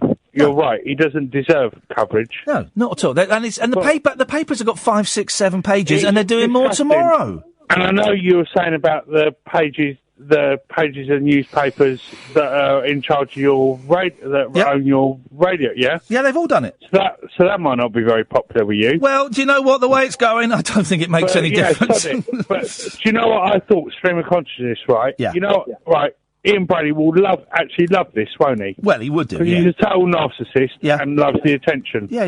Now, do you know what I thought, right? Go on. Yeah. The next thing that will happen, I reckon, is that overrated actor Cumberband or whatever his name is will play the role in a Hollywood movie of Ian Brady, won't it? There must have been. I'm sure, wasn't there? There's probably been a TV thing. There was something, wasn't it? I'm sure there was BBC one in the 80s. Yeah. I'm sure there was like they'll make a Hollywood movie, and that Cumberband or whatever his name is will play either that or now thinking Jude Law. Because Jude Law looks a little bit like Ian Brady, doesn't he? It's funny, isn't it? I mean, there was a mini series on. I'm going to sneeze. Hang on. Where's it gone? Hang on. Excuse me. There was a mini series. You know what? When people sneeze, they never actually go at you, and you just said at you. I know. I did. No one does that, really. I did. I'm a very traditional sneezer, Paul. I'll have you know. There was. I do struggle to understand this fascination we have. And I've been guilty of it, but of making really bad people, like Brady, like the Wests, like the great train robbers, why we almost make them... Phil Collins with flipping... Yeah, we almost... More so with the great train robbers, actually, than the other two. But we make something heroic of them, something of the night about them. And they're they're all scumbags. Do you know the great train robbers? What was his name? Ronnie Biggs. Yeah, right. He was made to be a hero, wasn't he? Right, do you know he was the one that was responsible for beating the guy up in the train? Here's the thing, right? I was at a do once when I was on TV. I found myself at some arty do, and me and a friend ended up in a room with a group of people all sat around this old man who was cutting up lines of cocaine. Right? Yeah. He was one of the great train robbers. And I must admit, that night, I bought into it. I was like, oh, we've great train robbers and there's drugs. But looking back, I think, awful I bet they had some sort of charisma about them, didn't they? Oh, yeah, definitely. But only because people were buying into it. I think people were feeding into it. And I don't get it. Okay, right, I'm guilty for that, because I went and paid a ticket for a speaking night for Dave Courtney with Howard Marks. I saw Dave Courtney give someone a massive slap once at Hong Kong airport. I was just like, I tell you... Don't tell me with a knuckle duster. No, he just gave him a slap at the airport. Years and years ago, I used to film little bits in the street, and we saw this guy... I worry about what I'm speaking about now. No, don't worry. We used to do silly little videos in the street where we'd wind people up, and we saw this old guy coming towards me, like this short old guy, and my mate said, do you recognise who that is? I went, flipping heck, it is. And so we grabbed him, and we did a silly video with him. Okay, were you in Slough by any instance? No. We were in London, we were Elephant Castle probably, and it was... we did it, and we took the mickey, and then he finished. He went, do you know who I am? I went, yeah, I do, actually. He said, well, I'm Mad Frankie Fraser. And it's on YouTube. And he said, I like you, Lee. I like you. I like your show. If you ever get in any bother, give us a call, and I'll come and sort it out. Mad Frankie Fraser. He used to slash people. Oh, God. Unbelievable. And there's this kind of You know, there's something about them. There's this thing where we build up this mistake about them. What was the famous pub they used to drink in? I can't. What was the famous? I know the one you mean. I don't know the name. I've been there actually. I've paid a visit there. Yeah, my nan would always say, "Well, I was at a funeral that the Crays were at." You know. No, I mean, no. It's just unbelievable. Barbara Windsor was involved with all that, wasn't she? What, her first husband, second husband, Ronnie Knight was a player in that film. Okay, now there's a question. Has Barbara Windsor been actually made a dame yet? I'm not going to Google it, but that's just a question random thought of. She's got something. She's an OBE or something, isn't she? She's got something. I think they should make her a dame, really. They should make her the Queen. They should make her the Queen of England. The Queen of Vic. The Queen of Vic, Paul. You got it, buddy. Anything else before I cut you off? Okay, finally I'll say, can I lighten the mood? Because I thought, I go for a walk every evening, Yes. And I just noticed a car that was parked up by the side of the road. Here we go. Here comes one of Paul's gags, yes. And I thought of the names of cars. Who names cars, right? Yes. Okay. I saw a car. It was called an Optimum. Oh, yeah. And do you know what maker of car it was made by? Called an Optimum. Nissan. No, it was made by Kia.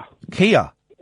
Now, Kia, can they make a car called an Optimum? What? Hang on a minute. I want to know, because you get some... Is it Citroen? They've got a car called the Picasso. No, that's the Fiat. Right. What? Okay, hang on a minute. Do they have to pay money to, the Picasso estate? Yeah, exactly. Why would you? The Fiat is... they're just square little boxes, unless they're advertising with us, in which case they're great cars. Can I finish, right? I've started to make a list. Yes. Okay. Uh-oh, it's a list. Right, okay, right. And this could be other people that could phone in now for the rest of the night. 2 names that you can put together that invent new names of cars, but are original car names in the first place. Okay. So I'll give, for example, Toyota Polo. Bet Prince Charles played in a sports match called this. You should go and... Fiat Focus, great name for a prog rock band. Okay, it is a great name. Well, Hocus Pocus by Focus is that's an album by an actual group. Hocus Pocus, I got it on vinyl. Maxi Prius, not Maxi Prius. Hang on a second. I'm shocked that your last caller suggested Benedict Cumberbatch and Jude Law as actors who could play Brady in a film. Why would he even suggest them? Insinuation is everything. Shocked you let him get away with it. Get away with that. He suggested two. We said that there'll probably be a film about Brady, and he's put forward 2 actors. He's not saying that they've killed children or anything. No, why do people take things totally the wrong way? This is the thing, right? I'm gonna quit Twitter, Paul. I'm going to quit Facebook, and I'm going to quit this bloody radio show. Yeah, because you can't say anything without people... No. Oh. Why do they twist words? I'm gonna. One day. It was a bit of a joke, for goodness sake. No, don't worry about it. If you'd said anything, told the truth as well. Don't worry, Paul. If you'd have said something wrong, I'm gonna pick you up on it. One day, guys, keep listening, because one day, live on air, I'm gonna about 10:30, I'm gonna quit and walk out, because this is bullshine. Okay, right. Do you know Jude Law's real name is Dave? Jude Law's real name is Dave Law. No, it's not. Yes, it is. His name is Dave Law. His real name is. That's David, a character from the Fast Show, isn't it? No, Fast Show. Dave Law is like your local plumber you employ, your local builder. Now, listen, I don't like to speak ill of people, but Jude Law really is an incredibly overrated actor. Yeah, right, but Jude Law. But his real name is Dave. Dave Law. Dave. All right, Dave. What are you doing? Oh, I'm doing a remake of Alfie. Oh, yeah, nice one, Dave. He's your local plumber you employ, your local builder. Right, I'm going to cut you off now, Paul. Bye-bye. Bye-bye. Ta-ta. 0344 499 1000. Late Nights with Iain Lee on Talk Radio. Late Night Iain Lee. On air and off the leash. On Talk Radio. We have ways of making you talk. Oh, dear, oh, dear, oh, dear. Mal, what? I'm confused. Mal said, why them then? Do they look like him or what? Mal's shouting it. No, they're just actors that came to mind. They're not saying that Benedict Cumberbatch or Jude Law look like Brady. They're just actors that sprang to mind that are very much of the moment. It's not in any way insinuating that they have done anything like that. It's just saying they're actors that are of the moment, particularly Cumberbatch. Just said actors. Don't get up. Oh. Seriously, man, keep listening, because one day, at about 10:30, I'm going to go, do you know what? Sod this for a game of soldiers. I'm off. I'm out of here. If I didn't have the mortgage, oh man, wouldn't it be great to just be, like, wealthy? Wouldn't that be delicious, to just be wealthy, when you wouldn't need to work? You'd get bored? No, I wouldn't. I could find plenty of things to fill my time with. Going into Costa and having their chicken tikka sandwiches and a slice of tiffin. That's what I could do. Oh, I could do that. And asking them, I always feel very naughty when I ask them for a glass of tap water. There's a place I go to, it's like a sort of kebab shop, but you can go in and sit in and have, you're feeling posh. And you can have chicken tikka. No, not chicken. Well, yeah, the chicken kebab thing with rice. You can have that. And the first time I went there, can I have a glass of tap water? Yeah, sure. Second time, oh no, we don't do that. Which is illegal. I know it's illegal. I know they have to. But I didn't want to get into an argument about it. But so I still like going in there, but I don't like buying a can of Coke or a bottle of water. I want a tap water because it's free and I'm tight, right? But the food is very hot. I like the chili sauce, so I always have to have a bottle of water in the car. So when I've finished, I then dash out to the car and I drink the water. Anyway, listen, here's story of the day. Let me find the Daily Star. Story of the day, guys. The headline says, I don't even need to read the story, but I'm going to. Hang on, let me just clip my neck. Hang on. Oh, there we go. Spider in girl's leg. Spider in girl's leg. Oh, we might be getting some music in a minute if we're lucky. An 8-year-old girl, this is horrific. An 8-year-old girl was taken to hospital after a spider crawled out of a bite in her leg. Scarlett Hinchcliffe developed flu-like symptoms after being bitten while walking in the woods. Orange and yellow gunge then started oozing from a small hole in her leg. Oh, jeez! I'm about to read the most horrific sentence you could ever hear, okay? You ready? Some of you may want to switch off your radios for 20 seconds. And while the youngster was having a bath at her nan's house, a spider burst out of the hole. Scarlett from Sleaford in Lincolnshire was rushed to A&E, where she was diagnosed with a spider bite and given antibiotics. Her mum, Jodie, 36, said, I am still in shock. Oh, the spider burst out of the hole. It really is just the most, and it could happen to you guys. Sleep well tonight. 034 4499 1000.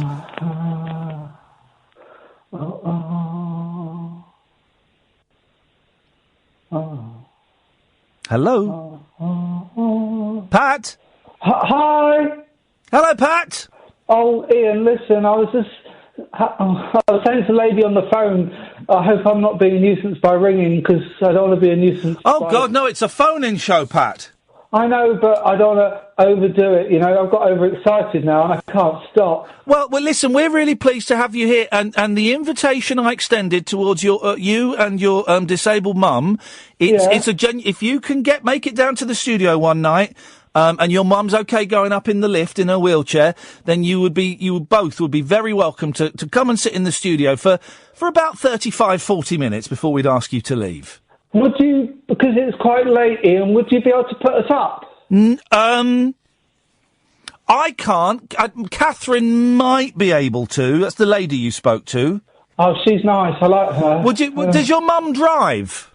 Yeah, but badly, because as I said, she slipped over outside Superdrug in the Whitgift Centre. Yes. And so she can drive. It's just that when I push, she can't walk about, so I have to push her in a wheelchair. Okay. I've stuck teddies on it to make her feel like... That's nice. Teddies and stickers are always good. Well, listen, but we can't really help with accommodation and getting to and from, but you have an open invitation to bring your keyboard as well. We don't just want you. We want you to come and play songs. Can you not supply the keyboard? That's fast. It's huge. It's the Yamaha, isn't it?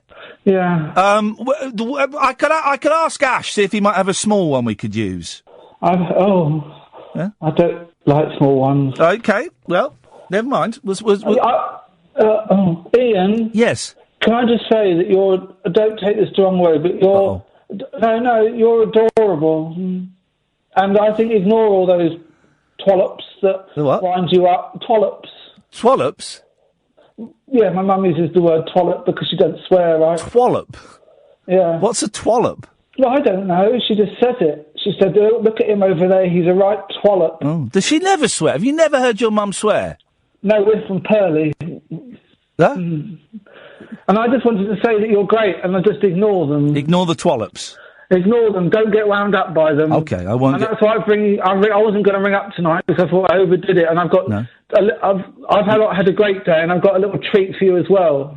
Is it musical? Yeah, but I've had do you know what I did today, Ian? I went up with Mum. We go up sort of every 2 months when we get our money in, and we go up to Boreham Wood. Yes. And we wait at the gates at Eastenders. Oh, yeah, I know, yeah. Yeah, and we wait there, and we wait there. And who do you see, Pat? Well, it's funny because we see Kathy Beale a lot, and we sort of wave at Kathy as she's leaving to go, and she suddenly goes, "Oh, I've forgotten something," and turns back round. Right. So that's Kathy. Dean Gaffney once gave me his telephone number.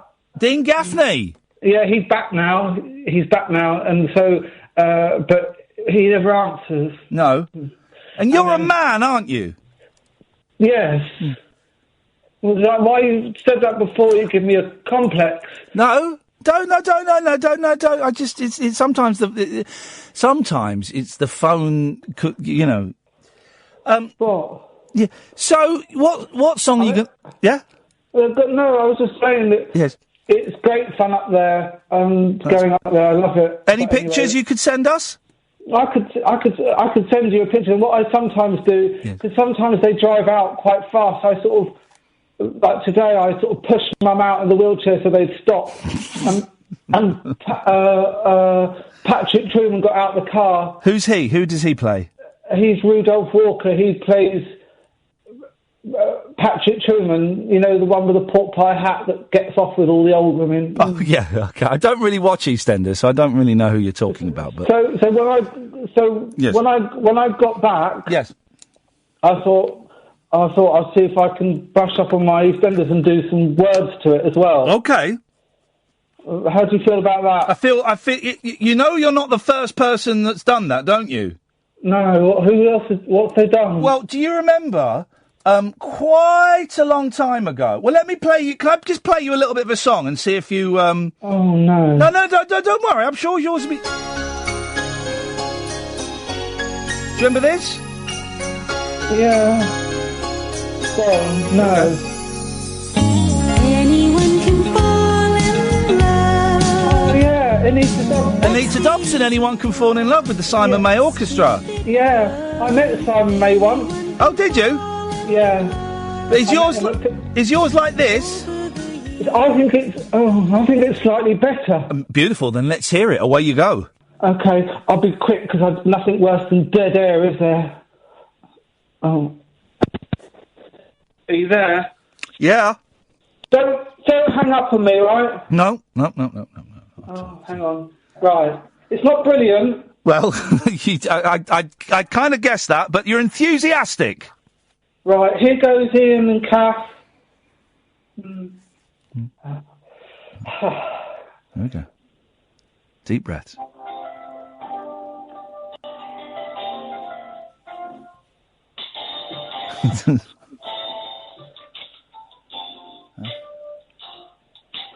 Pauline Fowler, Michelle Fowler, and Mark Fowler, Martin Fowler, Arthur Fowler, and Willie the Pug. Then what? And she what? And Sharon what? and lofty too. Cassie Bill, Pig Bill, and Ian Beale, and Doc Cotton, and Nick Cotton. Charlie Cotton. Oh, yeah. Not long to go. Okay, thank goodness. Okay. Yeah. Doing very well. Thanks, Ian. No. Oh, get it. Yeah. Carol Jackson. Yeah. Sonia Jackson and Bianca Jackson. Billy Jackson. Ethel Skinner and Pat Butcher and Butcher, Janine Butcher and Barry and Chris, the gay ones together, Ali and Sue, the cafe owners, Ali Osman, yeah. Willie and Rolly and Dr. Leher. About 2 minutes too long, but that was. Gosh, seriously. Is it? Have you? You don't tend to finish your songs. They kind of seem to go on. Is that finished? Yeah. Did you like it? Well, it's a strong word. Thanks for calling, Pat. Ian. Yeah. Bye. There we go. That was creepy. 0344 499 1000 is the telephone number. Has Pat actually watched EastEnders in the last 15 years? Because I knew all those people, and I don't watch that rubbish. I don't watch that rubbish. Ay, ay, ay, ay, ay, ay, ay, ay, ay. 0344 499 1000 is the telephone number. If you want to give me a call, you're more than welcome to. What have we talked about? Pedantry. The election. Oh, see, I told you I start getting a bit tired around about this time of night. The election seems to be the most uninspiring election ever. It's like really, it's just dull, this one, isn't it? The 2015, was that when we had one? Yeah, that was quite exciting. The 2010 one was exciting. Cause you didn't know who was going to win, and it was all a bit tight, and Nick Clegg and all. But this one's just really, it's just quite insipid, isn't it? I would say it's the most banal election I've ever been aware for. So you call in about that if you want, but what is there to say, really? I know I've upset some of you by suggesting that I may or may not vote, which I'm entirely entitled to say. That is my right, dear listener. Anyway, 0344 499 1000 is the telephone number. Late Nights with Iain Lee on Talk Radio. More after the news. Late Night, Iain Lee on Talk Radio. We have ways of making you talk. I failed because I was trying to find, and I've played this before, and I cannot for the life of me remember. You remember that EastEnders song I played?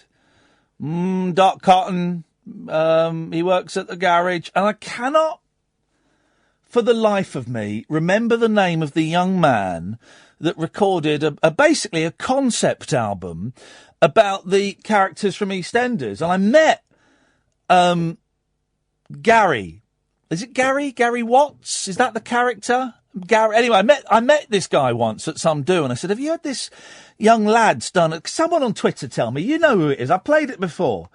And I said to this guy, I said, have you heard this song? He went, yeah. We're all God's children, Ian. We're all God's children. And I use that phrase now when talking about the... what was the name of the... oh, God. Someone on Twitter, please tell me the name of the singer, the guy that did it, because I cannot, for the life of me, think what it is, and it's brilliant. It really will change your life. Hang on a second. Line 1, you know what it is. Yes, I've already tweeted it to you. Go on, I can't see it. What is it? His name is Carl Matthews. Ladies and gentlemen, thank you very much indeed. Let's find Carl Matthews. This will blow... honestly, this... no, I don't want that Carl Matthews. Hang on a minute. EastEnders. This is... I mean, this is... Here we go. We're in. We are in. Ladies and gentlemen, this is it. Are you ready? Here we go. Cat Slater by Carl Matthews. This is a real song. EastEnders, reggae music, Cat Slater, Rastafari, Ian Lee, Cat Slater. Now that goes on like that. The best one though is Gary Hobbs, and I met Gary Hobbs. We're all God's children, Ian. We're all God's children. Here we go.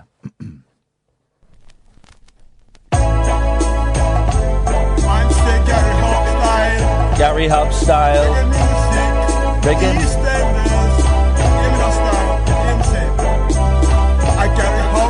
Gary Hobbs in the Eastenders. He's getting married. Bits later in a little more style. Pappy, Eastenders. Gary Hobbs working in the field. Me to fix up the car. A brand new garage. I fix the car. In the sell the cars of the customers. Barry Evans, Jeanine, Lynn and Gary Hobbs. Say Gary Hobbs. Lisa know her. She know each lady. I know sister. The MC styling and the reggae music. Say Eastenders. Gary Hobbs got married. Lynn Slater, Cat Slater, and Charlie. He talked to the bloke and the buy the drinks. Queen Vic with Peggy Mitchell. Kind of similar vibe to Pat's song just before the news. He drive that car to pass his test. He works with the company in a field. Mitchell. He look after him. He's a brother style. There we go. And I think there's I don't know most of these people. Oh, let's try the Joe Swash one. Hang on a second. I've not heard the Joe Swash one. Yeah, okay, here we go. There we go. Joe Swash. Special request, Mickey Miller, Joe Swash, 2007. Mickey Miller, Joe Swash, in a dance style. Let's sing about him. He was born 1982, January 20th. 2 days before my birthday. Carl Matthews, 12 years old and insane. Mickey Miller, and the Charlie G. Hawkins style insane. Mickey Miller. Okay, he doesn't actually say the name Joe Swash. God, there's loads more new ones. Oh my God, he's been busy. He's been very busy. Guys, this is the rest of the show. Let's try Shane Ritchie. I've not seen this. This is all new. Here we go. Man says Shane Ritchie 2005 MC. The Alfie Moon, the birthday 4th of March, the 11th of March before Chrissy Watts. He's 1 year old in a Chrissy Watts style. The little more Sharon and Dennis Rickman say Alfie Moon talk to a little mole. The little mole love him to be Cat Slater. The reggae music in the Shane Ritchie. Okay, now listen, we can say this now. It's after midnight. Literally nobody's listening to this show. It turns out, so we can just fall down the rabbit hole. Let me choose one more of these bad boys. God, there's so many. Lacey Turner, Billy Murray. I don't even know who these people are.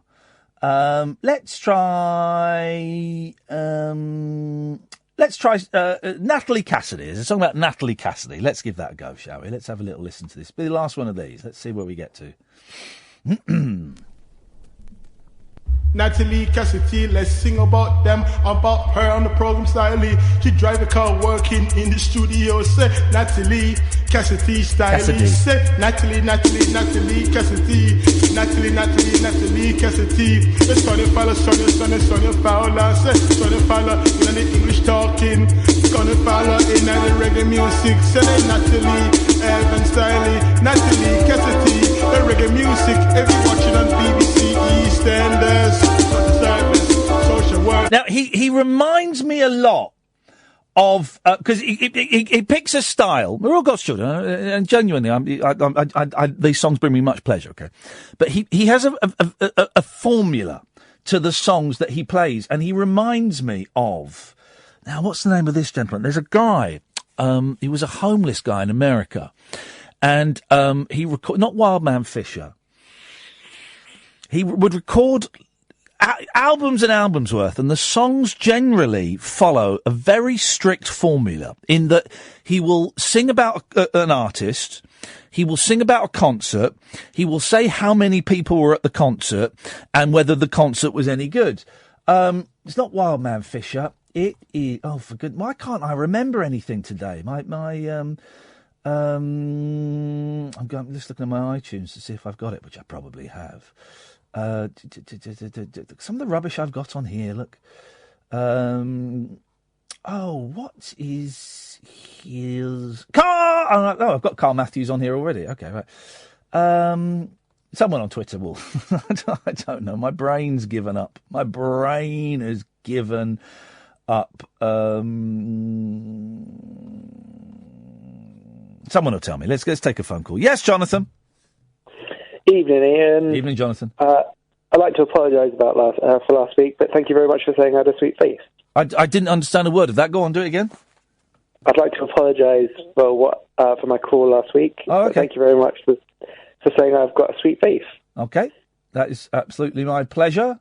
If that's what you say I said, I don't remember it. Who was the homeless guy I used to play? In 1976, Bruce Springsteen played the Springer Stadium. There were 25,000 people in attendance, and it was a good concert. Who was that guy?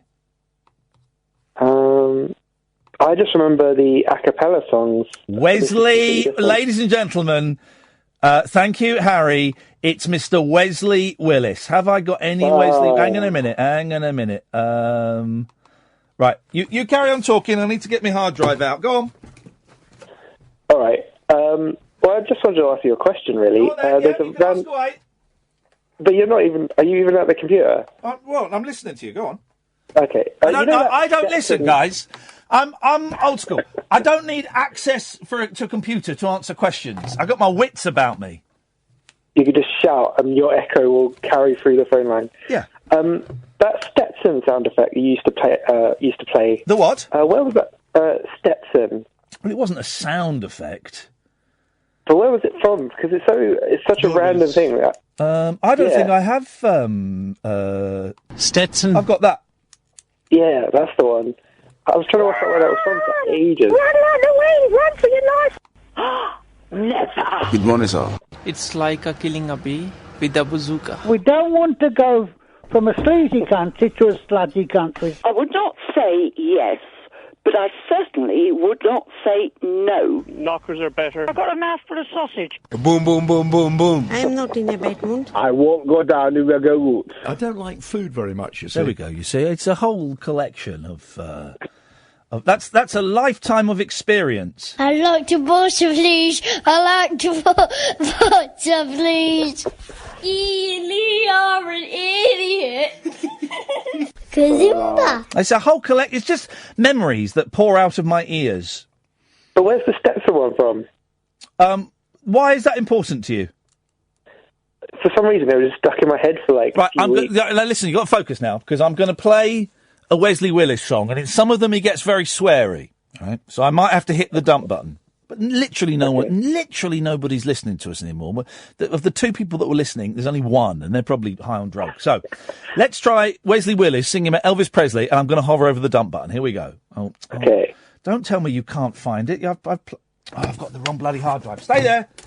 Stay there. All right. I've taken Well, I was like two to hard drives with me, and I don't quite know why. Right, this is the one. Hang on. Unplug. I unplugged that hard drive without ejecting it properly. I will come to regret that. Here we go. This is Wesley Willis singing about Elvis Presley. Oh, no, don't tell me that's not going to work. Here we go. Here we go. I'm hovering over the dump button.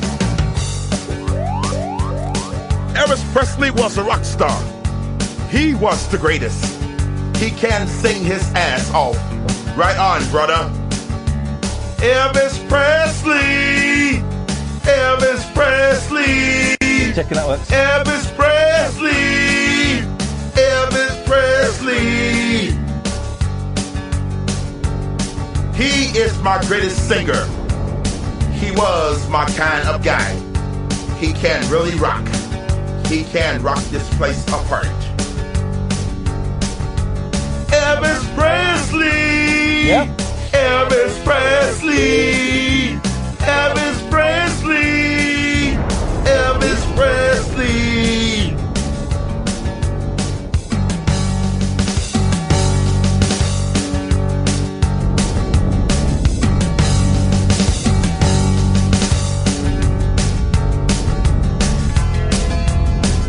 Instrumental break, guys.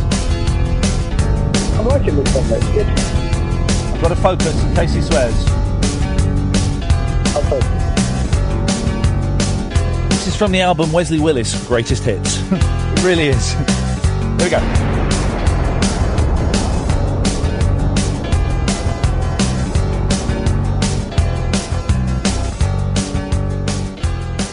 Okay, that's that song there.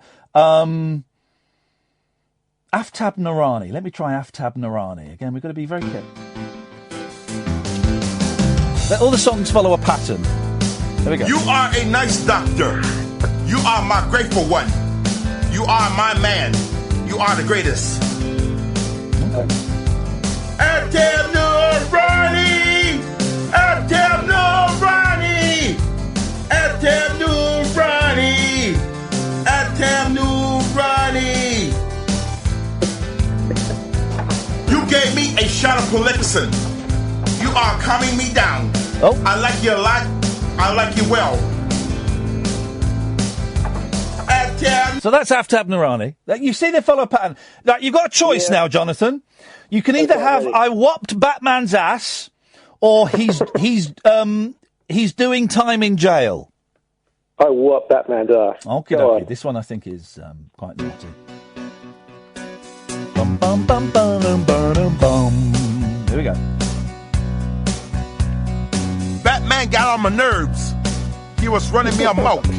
He ridiculed me, calling me a bum. I whooped Batman's ass. I whooped Batman's ass. I whooped Batman's ass. I whooped Batman's ass. Hang on. I whooped Batman's ass. I whooped Batman's ass. There we go. I knew that we were playing a very dangerous game there, Jonathan. You see what you did? You chose a song where he called Batman an F word, and we will Don't not. pin this on me. I'm afraid we've got to cut you off, Jonathan, because of that outburst of bad language. 03444991000. Late nights with Iain Lee on Talk Radio. Late night, Iain Lee on Talk Radio. We have ways of making you talk. 03444991000. Clive's on the line. Good evening, Clive. Margaret, don't put Jaffa cakes in the biscuit barrel. They go too crispy. Hey, come on. Hey, it's Buttery Clive. I'm absolutely livid. You're a very buttery man. I'm effervescent with rage. You can probably hear it in my voice. You do sound. Yes, you do sound. Right, this is a total lie about me being called Buttery Clive. Well, it says on the screen Buttery Clive, so I'm kind of guessing that it's accurate. I was called it once at school because the big kids forced me to eat half a pound of Lurpak behind the kitchens when they nicked it from the school kitchen. Well, when you say they forced you... Well, they gave it to me. Yeah. And you willingly... I used to eat Stork SB out of the tub. Imagine. Lovely. Yeah. Well, I mean, even the thought of it now is making me feel nauseous. I also want to point out... Yes. That this is get back time for Keith. Okay. His wife left him for the ice cream man. Yes. because he was giving her to Mr. Whippy when he was working. Now listen, Clive. Come on, guys. Listen, I don't want this to turn into the Jeremy Kyle show. Why can't you go? Why can't you go round and knock on his door and either duke it out like men, or just ignore him? Because he went on national radio. And said these things. Clive, listen, Clive. I got the figures for the show. No one was listening. Don't worry. All right. Well, rocket bikes don't exist. Well, this is the thing. For those who missed it, Keith phoned in last night, and there was some confusion about fast eating, whether it was going to be hot dogs or jacket potatoes, and then he ended it by saying that he was going to put his nephew on a rocket bike. Well, I rang up Halfords and other bike shops that are available, but I rang up other ones as well. None of them sells them. They're illegal for minors to go on them, so that's never going to happen. Well, I'm terrified. I'm worried he's going to build an explosive bike and put a young lad on there. Well, you know, ever since his wife left him for the ice cream van, nothing is out of he's capable of anything, Ian. Okay, well, I just wish you guys would make peace. I don't want this to be a fighting ground for two bitter old men. Well, I'm sorry, but, you know, I'm still working on the video. I've persuaded Little Ian Lee. I call him Little Ian Lee. Yes. As opposed to Lanky Ian Lee. Okay. And I'm going to get him to do the video, so it'll be up there and it'll be in proper edited with proper titles and everything. And is it going to be portrait or landscape? It's always his landscape. Thank you. Where I'm semi-professional. I did a wedding video once. Okie doke. Well, I really look forward to something. All right then. And Keith's brother used to be called Isaiah at the clubs. Why is that? Because he had one eye higher than the other. Okay, listen. I don't want to, guys. Let's not use this show as a fighting ground between callers, please. For goodness sakes, if you've got beef with somebody. Choose discomfort over resentment, guys. Go and knock on the door or pick up the telephone and say, come on, let's sort this out, shall we? Let's sort this out. 03 44 499 1000 is the telephone number. What have I written down here? I make notes before the show of stories in the newspaper. At the time they make sense. I've written here, the Daily Star, page 19, Dick Arse. So let's see. Oh, yeah. Yeah, no, it makes sense. A labourer had a penis branded on his bum with a red-hot coat hanger. Now,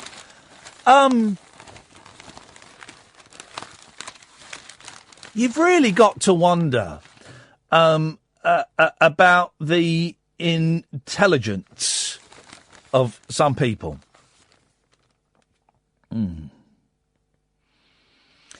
A labourer had a penis branded on his behind, and there's a picture of his hairy arse, with a red-hot coat hanger, then posted the footage on social media. Of course, if it's not on social media, guys, then I'm afraid it never happened.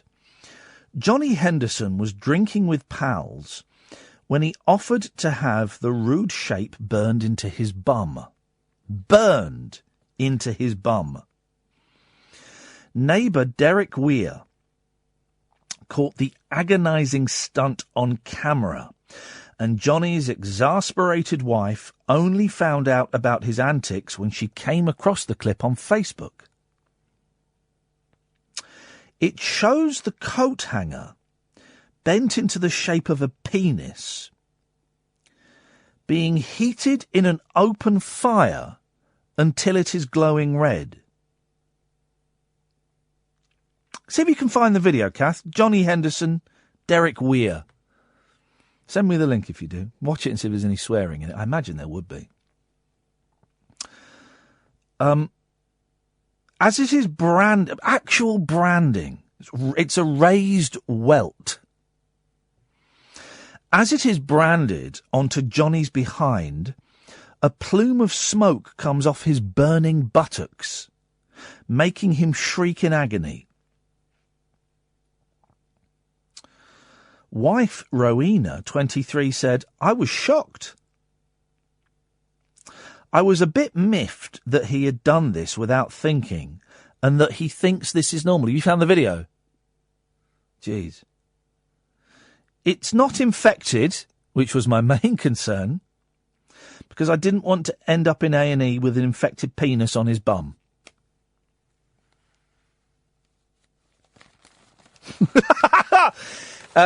Keith has just texted in. Ian, man, please, I beg you, leave the rocket bike stuff to me. And for the record, my wife is next to me in bed. Are you sure, Keith? Because Buttery Clive doesn't necessarily agree. Johnny, 23, from Cumbria, said, it still hurts now, but I don't regret it. My sister calls me an idiot, but I don't mind.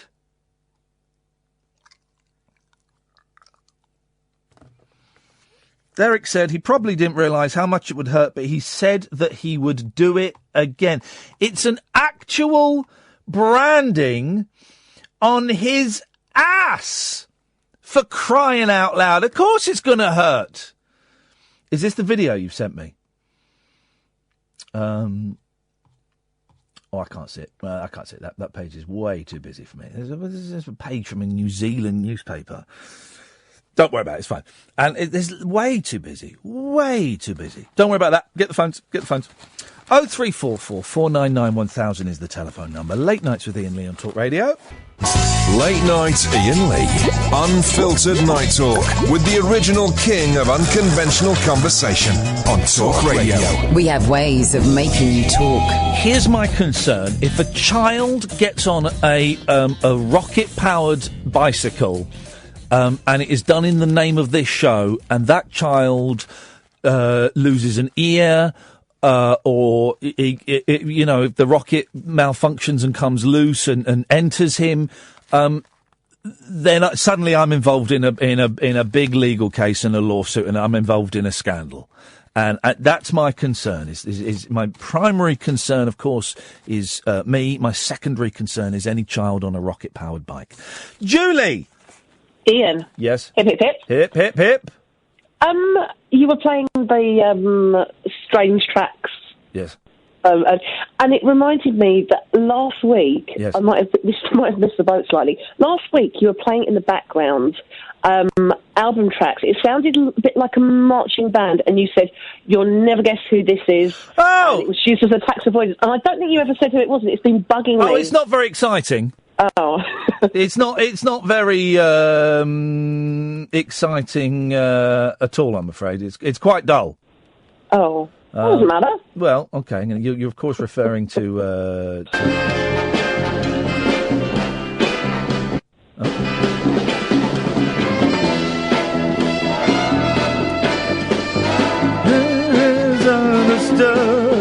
It's one of the Monkees, Mike Nesmith, and he wanted to make a solo album, and the record label said, well, no, we own everything you do. And he said, well, do you? Well, you don't own my production. And he went and produced this terrible big band tax write-off. It's an absolute stinker. It's an absolute... But not as stinky as Van Morrison's sessions. Everybody's albums. Listen to this. Here we go.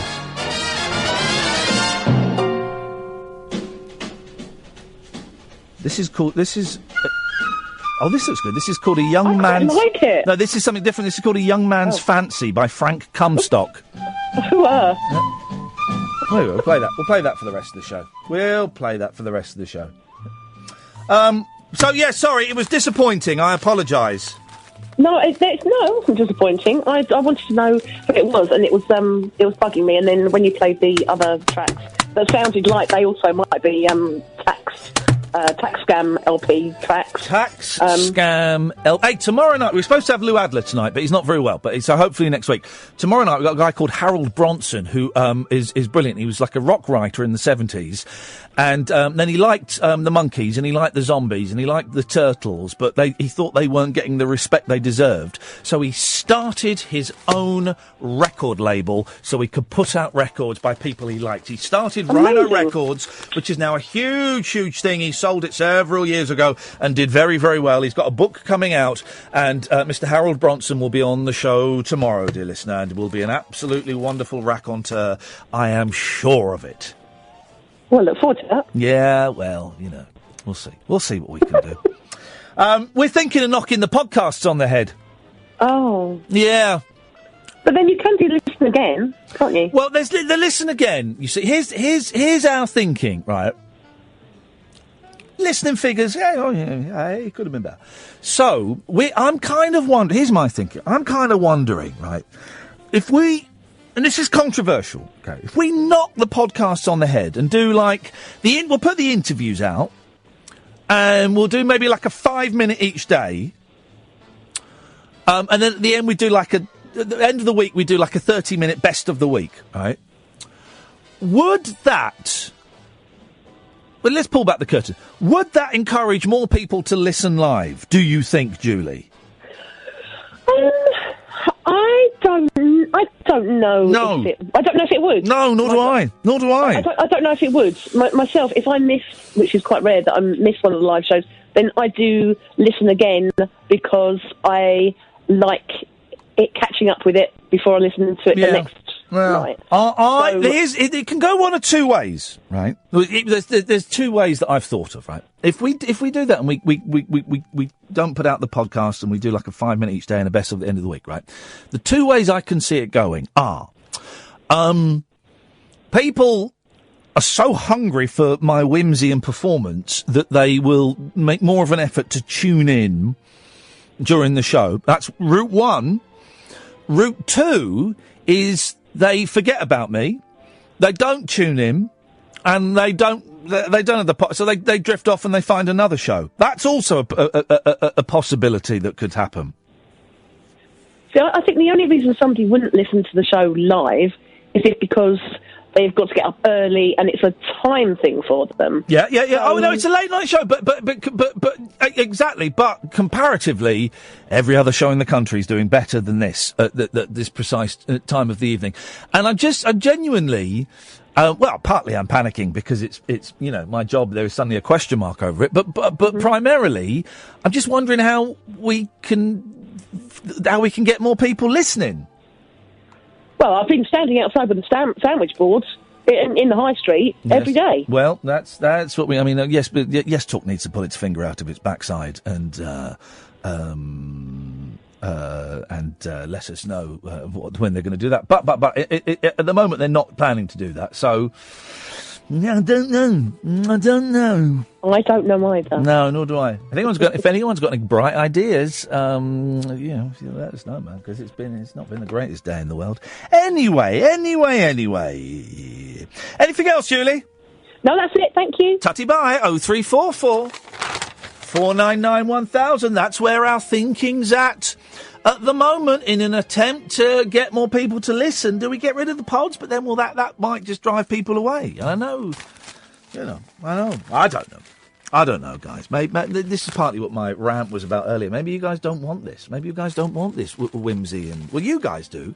But maybe, people want hatred. Maybe people want actual hatred. I don't know. 0344 499 1000 is the telephone number. Yes, line one.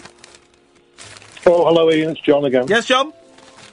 I was just saying, with the podcast, what you were saying before about, maybe just turning it down a bit or whatever.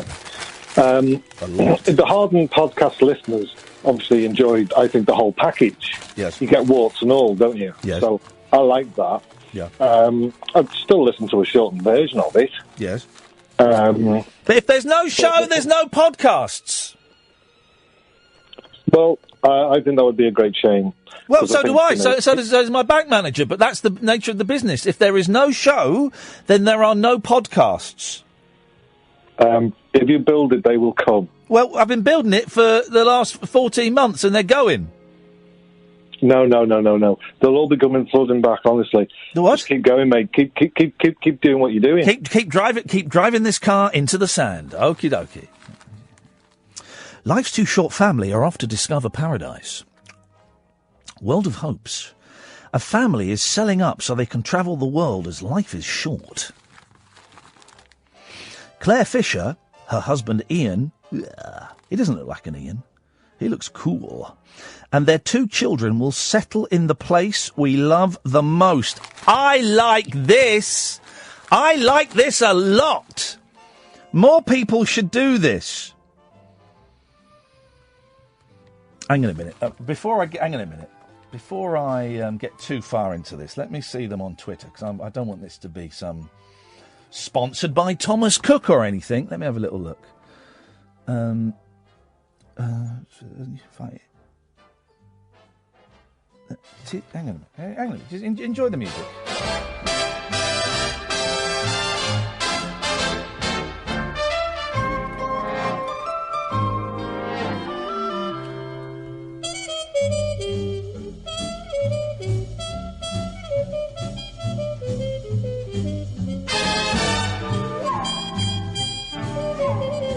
Just looking. Did you stay there, guys? I'm just looking.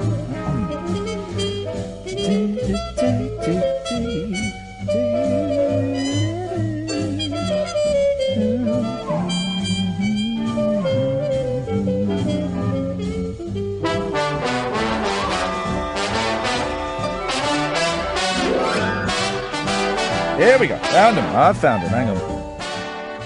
Here we. Hang on a minute. This is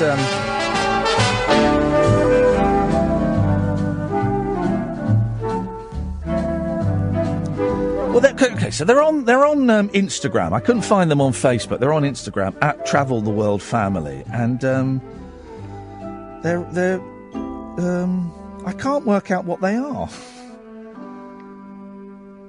They seem I can't work out this story. They seem a little bit media savvy, but is that a bad thing? Family of 4 preparing to travel the world. Follow our journey. Vlog coming soon. Contact Claire at, and then there's her email. And anyway, it's still a nice story. Don't get bogged down with that. It's still a nice story, guys. The couple decided to make the move following the deaths of a relative and a close friend. Oh, well, that's the dark term. Claire, 31, said, life is too short. After the deaths, we just looked at each other one day and said, why don't we just do it? We're only really happy if we're travelling or planning to. We've planned the first 8 months location-wise. I would like to do the whole world. The whole world? The chances are we'll settle in the place we love the most. I bet they come back home. Business coach Claire, a media company worker. Aha! Ian, 28, will give up their flat at Christmas and have already flogged most of their furniture. They will use the internet to teach Callan 5 and Madison 3. Why does that leave me feeling a little bit odd? I feel a little bit odd. I don't know why. Maybe it's Late Nights with Iain Lee on Talk Radio. Late Night Iain Lee on Talk Radio. We have ways of making you talk. Right. Let's go to Shem. Evening, Shem. Hello, hi. How you doing, man? You all right? Not bad, really nervous. I know it's a weird thing to do, and I appreciate everybody that calls in. It is a nerve-wracking experience, but I'm glad you've done it, Shem. I did it during the LBC days, and I completely messed up last time. And that was like 15 years ago, so yeah, really nervous this time as well. A lifetime ago. Well done. You've called tonight. What you got for us? Well, I just want to say that in terms of the effect that you've had on my life, it's massive. I've always listened to you and you've always been awesome. And, I've gone through depression, anxiety and, stuff. And you've always been there. So in terms of, how important you are, I think you're massively important to because I've always listened to your podcast. Yes. And I was harking back to your Richard Herring interview when you're on his show. Yeah. And Richard Herring, he's got this whole subscription thing, and he kind of really advises for people to sign up to his podcast.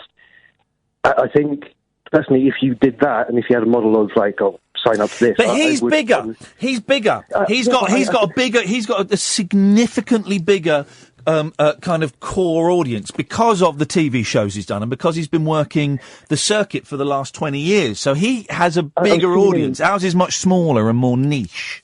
No, I agree with that. I've seen Richard Herring live 3 times, and he's awesome. Yeah. And he's on par.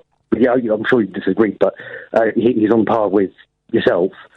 And then the Richard Herring show, he always talks about the subscription service. Yeah. I could never really imagine myself paying that a month to get, a stream of, entertainment. But with you, if you had, if you said, I'll charge you however much per month, I would, without a doubt, want to pay that per month. It's like, listen, Richard Herring and what Richard and I do is completely different, and I think he's absolutely brilliant. But it just boils down to numbers. He's got a bigger core audience. I couldn't sell out the Leicester Square Theatre once, and yet he does it on a regular basis. And I have a core audience to whom I am eternally grateful for, but it is, it's like 10% of the audience he's got. Do you feel like Richard Herring kind of promotes himself more than you promote yourself? Well, I'm trying to. I'm taking the station isn't right, so I'm trying to. And I'm getting small clips, and I'm putting them up on YouTube, and I'm putting them up on SoundCloud, and I'm doing the awful. Yeah. I am in tears at this. You won't believe what happened. I'm doing all that rubbish, right? I'm doing it because it's surprisingly it works. Clickbait works, but Radio is a strange old beast, and they don't take into consideration the number of people that listen online, the number of people that download the podcast. They only take into consideration the number of people that tick these silly, old-fashioned diaries, these paper diaries, and there ain't many people ticking the paper diaries at this time of night. Well, the Iain Lee podcast website, first of all, that is like a wealth of hours and hours of entertainment, yes, which is free, which is bonkers because there's just so much there. It's like, all old stuff. Well, the thing that's got nothing to do with Talk Radio, and that's set up by a young lad called Matthew, who's brilliant. And the reason that is free is because I don't own it. He doesn't own it. It's all it would take would be a strongly worded email from one of my former radio stations to say, take that down, please. And that's while we're not he's not charging for it, then we can kind of keep it up there. But I know what you mean. So I still think it's important to kind of realise that you've got that wealth of hours and hours of radio that incredibly enjoyable. And then, what were you talking before about time slot? The reason why I started listening to it live is because my dad recently had a stroke. Oh, I'm sorry to hear that, man. How's he doing? Yeah. Well, he's gone past the depression and kind of feeling down about himself stage, and now he's kind of moving around. But that's one of the down bits of my life at the moment. I bet. And that's the main reason why I've been listening live, because I've got the time to. I'm not at work at the moment. I've taken a break from work, and I'm able to listen to the whole show. And before, with a podcast, I could listen to it whenever. Be on the way back from work, and I'd listen to it, on the tube. So. I know what you mean, and what I do wonder about we're going to do it, and we're going to try it, and we're going to try it for 3 months, and we might be cutting off our nose to spite our face. I don't know. I've got to try something different. I'll listen somehow. So. Well, thank you, man. I appreciate it. I'm really glad you picked up the phone, and I hope your dad gets as well as he can. Oh, thanks a lot. Thank you, mate. Take care. All right. Bye bye. You too. 0344 499 1000. Yes, Marty. Hey, Ian. How are you, dude? Hi, man. How are you doing? How's Vancouver? It's all right, man. It just started to warm up, but I'm leaving on Friday actually for 4 weeks. So. Where are you going? Are you coming back to England? Yeah, I'm coming back to England for 3 days. Oh. I haven't seen some family there for about 10 years. Wowzers. But yeah, I actually travelled to Germany. A bit like Paul, unfortunately. I have a son, and he lives in Germany with his mother. How do you cope with that? How old? Do you mind me asking how old he is? He's going to be 6. He's coming up to 6. How do you cope with that, man? To be honest, Ian, it's actually it's not really what I call for, but whatever. Well, you don't have to answer. Hey, listen, man, you don't want to have to answer that. I just know that I've got 2 boys who are 7 and 5, and last summer they went away for 3.5 weeks on holiday, and I couldn't go with them, and it was torture. Yeah, it's pretty much torture for me as well. I'm sorry dude. to hear that, Marty. That's not good. Yeah, I mean, I could cut a really long story short. To be honest, I'm actually looking at moving back to Europe. I'm just in the process of getting my citizenship sorted out here. Yeah. And whatnot, and I'm actually looking at moving back to Europe. So I hope I might be doing that next year. I hope it improves, because and people say, well, Skype and video phones. I listen. I phoned my boys up tonight on the phone, and they didn't want to talk to me. They were playing Lego and watching Horrid Henry. They didn't want to talk to me on the phone, And it's not because they don't love me and they don't want to be with me. It's just Horrid Henry was on, So why would they want to talk to their dad on the phone? Now, I have the same problem when I ring sometimes. Yeah, of course, and it can be heartbreaking. And they're not doing it deliberately. Of course they don't. They don't realise the significance of that phone call or that Skype or whatever. But the Lego is out. I'll talk to you later, Dad. Lego's here. And it's heartbreaking for the parents. Yeah, and the other big issue I have, of course, as well, is he was born in Germany and he's grown up in Germany, so he's got no English whatsoever. Oh, wow. Do you speak German? I can, yeah. I had to teach myself. Flipping heck, man, to speak to your own kid. Yeah. Now, I wouldn't say I'm fluent. I mean, far from it, but I can definitely have a conversation with him now. Oh, a few years ago, I couldn't even have a conversation with him, dude. So it's pretty horrible. It is pretty horrible. That is incredible. Well, I wish you the best of luck in that area. I hope you get better. Thanks. Anyway, what did you call in for? That's not what you called in for. We've sidetracked. Yeah, okay, well, two things. I was going to ask you about a fidget spinner, but I'm just going to come back to that in a second. Yes. But maybe one reason about listener figures, do you think it's anything to do with not having a frequency and it only being a DAB? Yeah, definitely. Yeah, definitely. It's because it's only on DAB and we're not on FM and we're not on Sky and we're not on all of these things. But... how can I phrase this without giving away too many secrets? But other shows are doing all right. Okay. So the other parts of the station are doing okay. Okay. Well, if I could tick a radar diary, I tell you I would. Man. Thank you, brother. I appreciate that. Fidget spinners, go on. Fidget spinners. So I got one for my kid because I saw on the news that they were all the rage. They're the rage. They are the rage. They're the rage. Yes. So it just got delivered today. Yeah. Are they supposed to be so small? Yep. And how do they work? They don't. They're rubbish. Lost. They're rubbish. You just hold them between your thumb and forefinger and you spin. That's it. That's it? That's it. I thought it was that. That's it, man. That's it. And apparently someone said, I don't click on links, guys, so don't send me videos. But someone sent me a clip of apparently someone doing stunts with them. There's nothing you can do with it. The best stunt you can do is you hold it on your thumb as it spins. That's it, man, honestly. And the kids love it. That sounds like a rip-off. I just paid $23 for that. What? Well, I paid £4 for mine. I paid £10. Yeah, £4. Then the boys, when I bought them for the boys, they were a tenner each. You can get them for like £3 down the market. And for the first time in my life, maybe it's because I'm a dad, right? But when I was a kid, I could tell instantly the difference between shop bought and market bought, right? Because my dad was always getting stuff from the market, and you knew. But now I'm a dad, and it's my money. Or I don't know if it's like market stuff is now as good as shop stuff, or shop stuff is now as bad as market stuff, or whether I just, as an adult, you can't tell the difference. Yeah, who knows? Maybe when you get older, you become immune to that. Maybe. Yeah, maybe. I don't know. Maybe that's why my mum and dad did it. They went and bought dodgy stuff down the market. But I'm going to move on because I want to get Cleo in. But thanks for calling, man. Safe travels.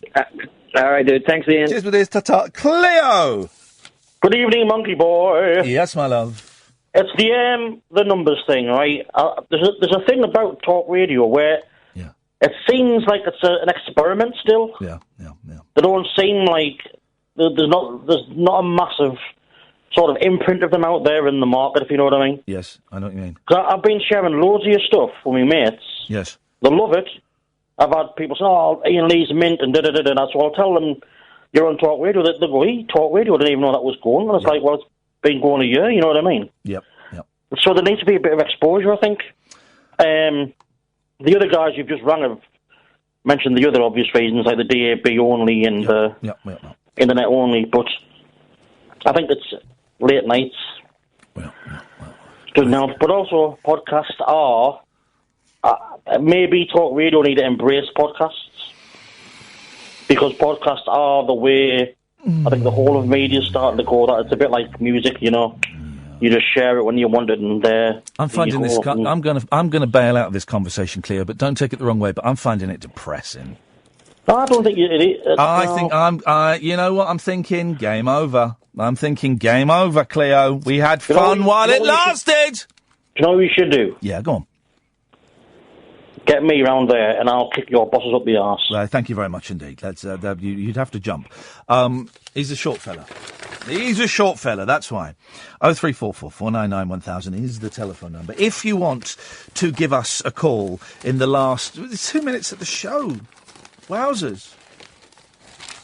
Last few minutes of the show, guys. 2 cops parked their patrol car illegally. I love it when the police do this. With blue lights flashing. Why did they do this? To grab some posh pizza. Yeah, that's right. They left the vehicle in a taxi rank outside... Oh, a taxi rank. Oh, come on, guys. A taxi rank? Outside the restaurant, despite signs clearly instructing motorists not to park there at any time. A taxi rank. I thought they'd parked over like an old woman or something. Only emergency service vehicles on call-outs are allowed to do so, but they were not on a 999 call. Grass. The Hungry Bobbies just went to Franco Manca's restaurant in Muswell Hill, North London. Oh! I used to live there. They collected 2 pizzas, including one loaded with wild boar, salami, watercress and organic tomato, and they left laughing together. Absolute scumbags. The pair parked just before 5 p.m. on Sunday and left their car with its emergency lights flashing for about 12 minutes. Now, when you say emergency lights, do you mean hazard lights or the lights on the top? Oh, no, the lights on the top. OK. The restaurant is based on a busy roundabout where stopping is difficult and tightly regulated. It's not that busy. I know that roundabout very, very well. I lived there for about 10 years. It's not that difficult. When the Sun visited the area yesterday, traffic wardens were moving on motorists, stopping to drop people off and nip into shops. Oh, for goodness sakes, guys. It's coppers buying a pizza. Let them have a break. Yes, Dom! Ian, I'm the biggest bum when it comes to podcasts, but the show's the most important thing. So sack them off, use the app. Everyone's happy. Thank you, Dom. Anytime. Hi. Stick up your bum. Okay. There we your go. Mother. There we go. Let the coppers, for crying out loud, go park and buy a pizza. They're coppers. They do right. They arrest people. They have to deal with all kinds of scumbags. Right. And in terms of copper scandals, it's hardly some massive cover up, because it's hardly Rotherham, is it? Do you know what I mean? It's 2 coppers stopping to buy a pizza. What's it? It's always got boar on it. Sounds delicious. Franco Manco's wasn't there when I was there. I couldn't quite work out. It might be where the deli used to be. I don't know. But for goodness sakes, guys, let them. Sorry, I'm putting my shoes on and my shoelaces just come out. Hang on a second. Let them have their pizza. For crying out loud, they're coppers. They might have to go and tell someone that their husband's died or something. They've got to do a really crappy job. Let them go and get pizza. Miserable so-and-so. Don't go at them, for crying out loud. Right, dear listener, that is it. That is your lot. I am off Friday, but I am back tonight at 10 o'clock when we'll be joined by Mr. Harold Bronson, a name that quite possibly means very little to you. But there ain't nobody in the music business that he has not met. And he liked music so much, he set up a Rhino Records. Here's a treat. Go and Google them tonight, so you know exactly who it is we're talking to. Thank you, Emma. Thank you, Catherine. Back tonight at 10. Until then, ta-ta. Across the UK, online and on DAB. Join the conversation party. Countdown to the election on Talk Radio.